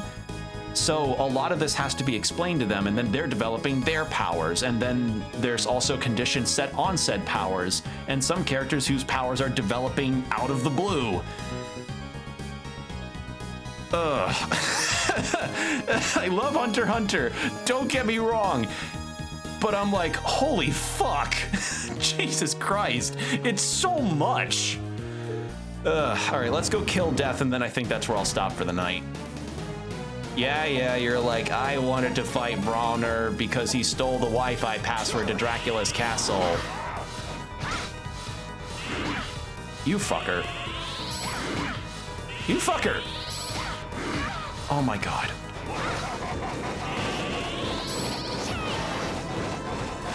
I forgot I had the frog ability on.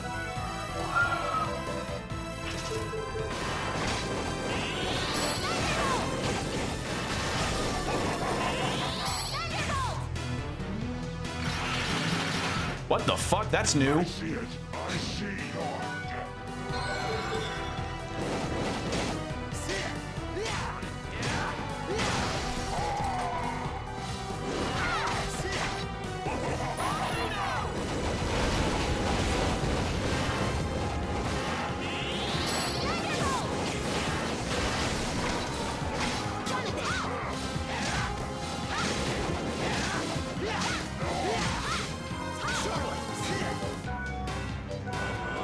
Probably should start using these tonics. And there's an evil Jesus and C. Mary on board. Yeah. Yeah. Oh wait, are you referring to the prince that has the ability to alter timelines with his power? I see it. I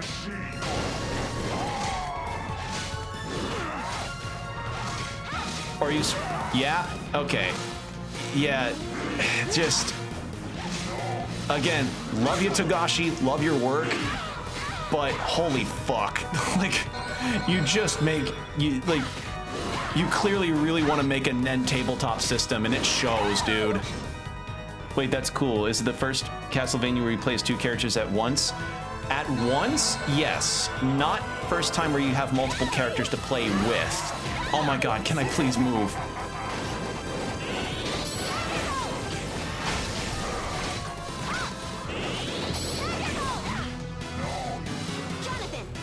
But yeah, you can take a character out to have them fight with you. The major thing is that you have to keep an eye on their health too in some way, because while their health doesn't exactly affect you, it does. Oh, that was bad. Because while their health isn't exactly affecting you, if their health goes to 0, they're out of commission for the fight. Okay, gotta remember, get that shit out of here. I'm gonna use Tempest. Actually, no, Lightning was best against him. But yes, you can take two characters out, because it's Charlotte and Jonathan doing their thing. Yes, you're mad about the Wi-Fi pass. You're also mad about Netflix getting rid of password sharing, so now you're trying to get Brawner to not have Dracula's Netflix account anymore.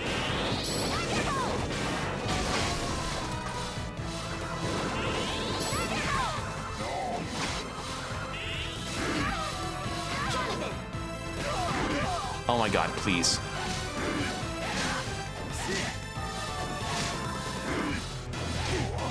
Also, we have an ad starting in 5 minutes, heads up.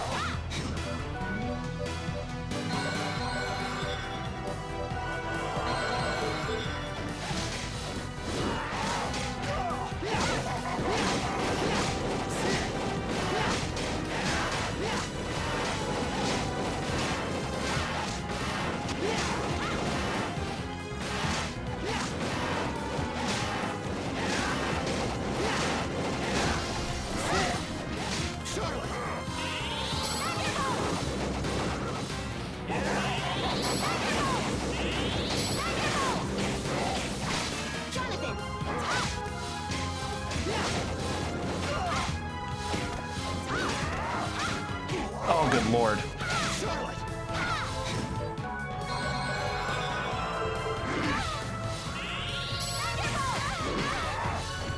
So yeah, you see how Jonathan's now completely incapacitated there and he's flickering? That means he can't be used again.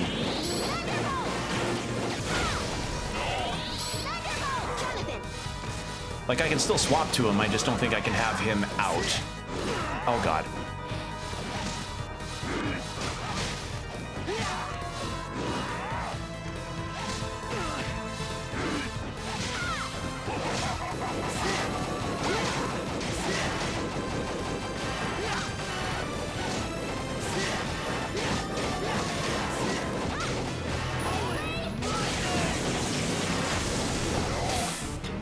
Hey, fucking, there we go. Got it.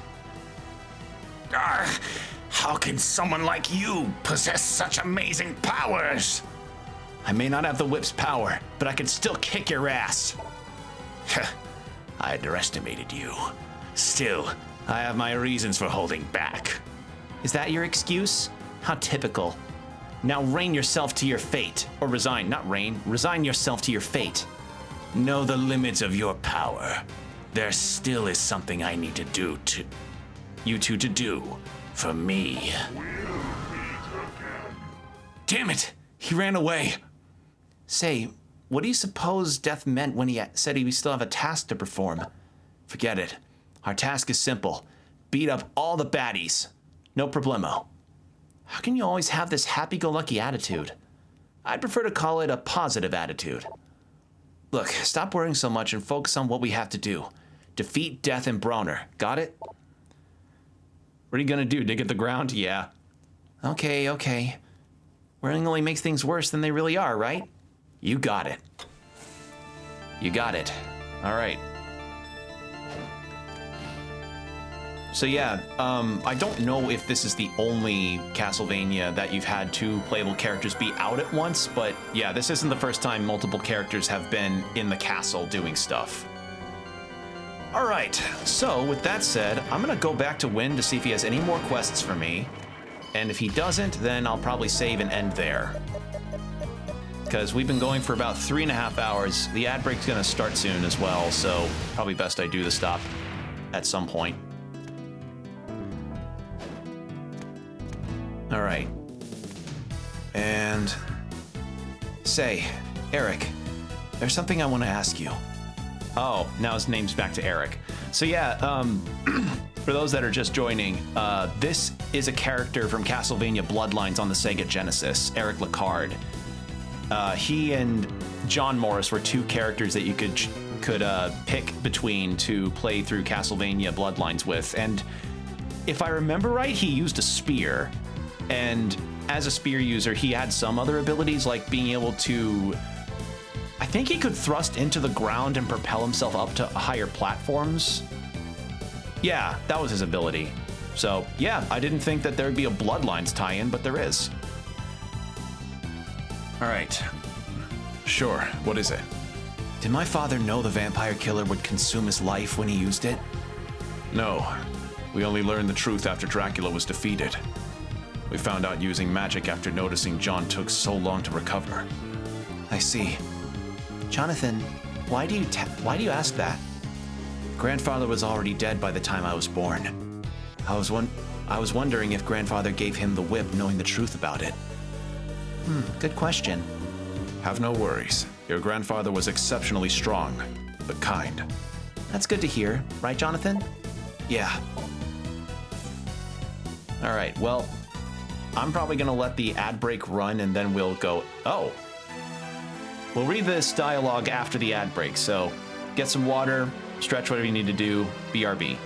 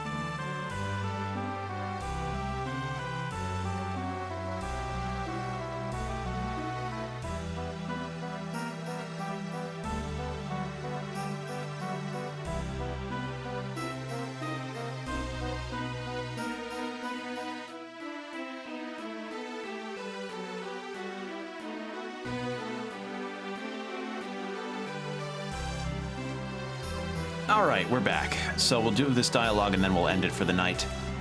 Huh? Vincent's not here.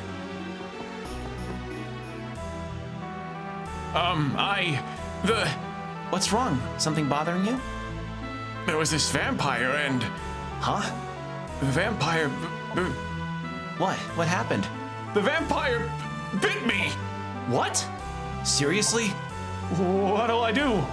Do something! Do something, please! Just calm down. You've still got time before you turn into a vampire. Yeah, that's what they say. Purification spells are effective in the early stages. I beg of you, do something for me. Get that purification spell. Charlotte, can you do something? I don't know. I'll just have to try the magic I already possess.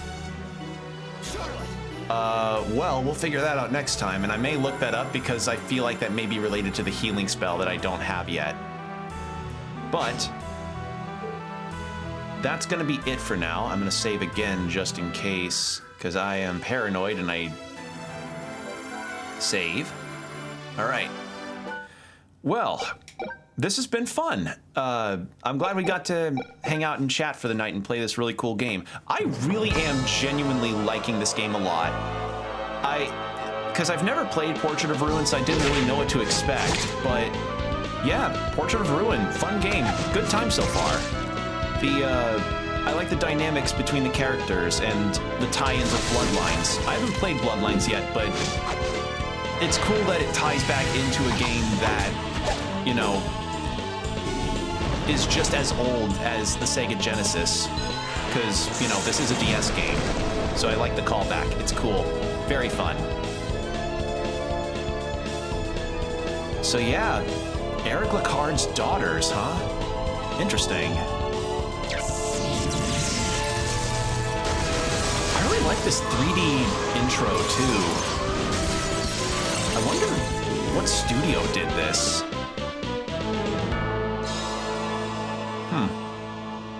Well, in any case, that's where we're going to end for the night.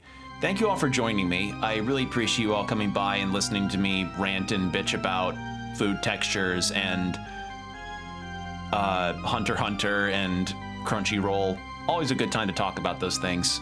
So, yeah. And if you want to see when I'm live, VOD watchers, for, you know, all these discussions, I usually stream live on Twitch.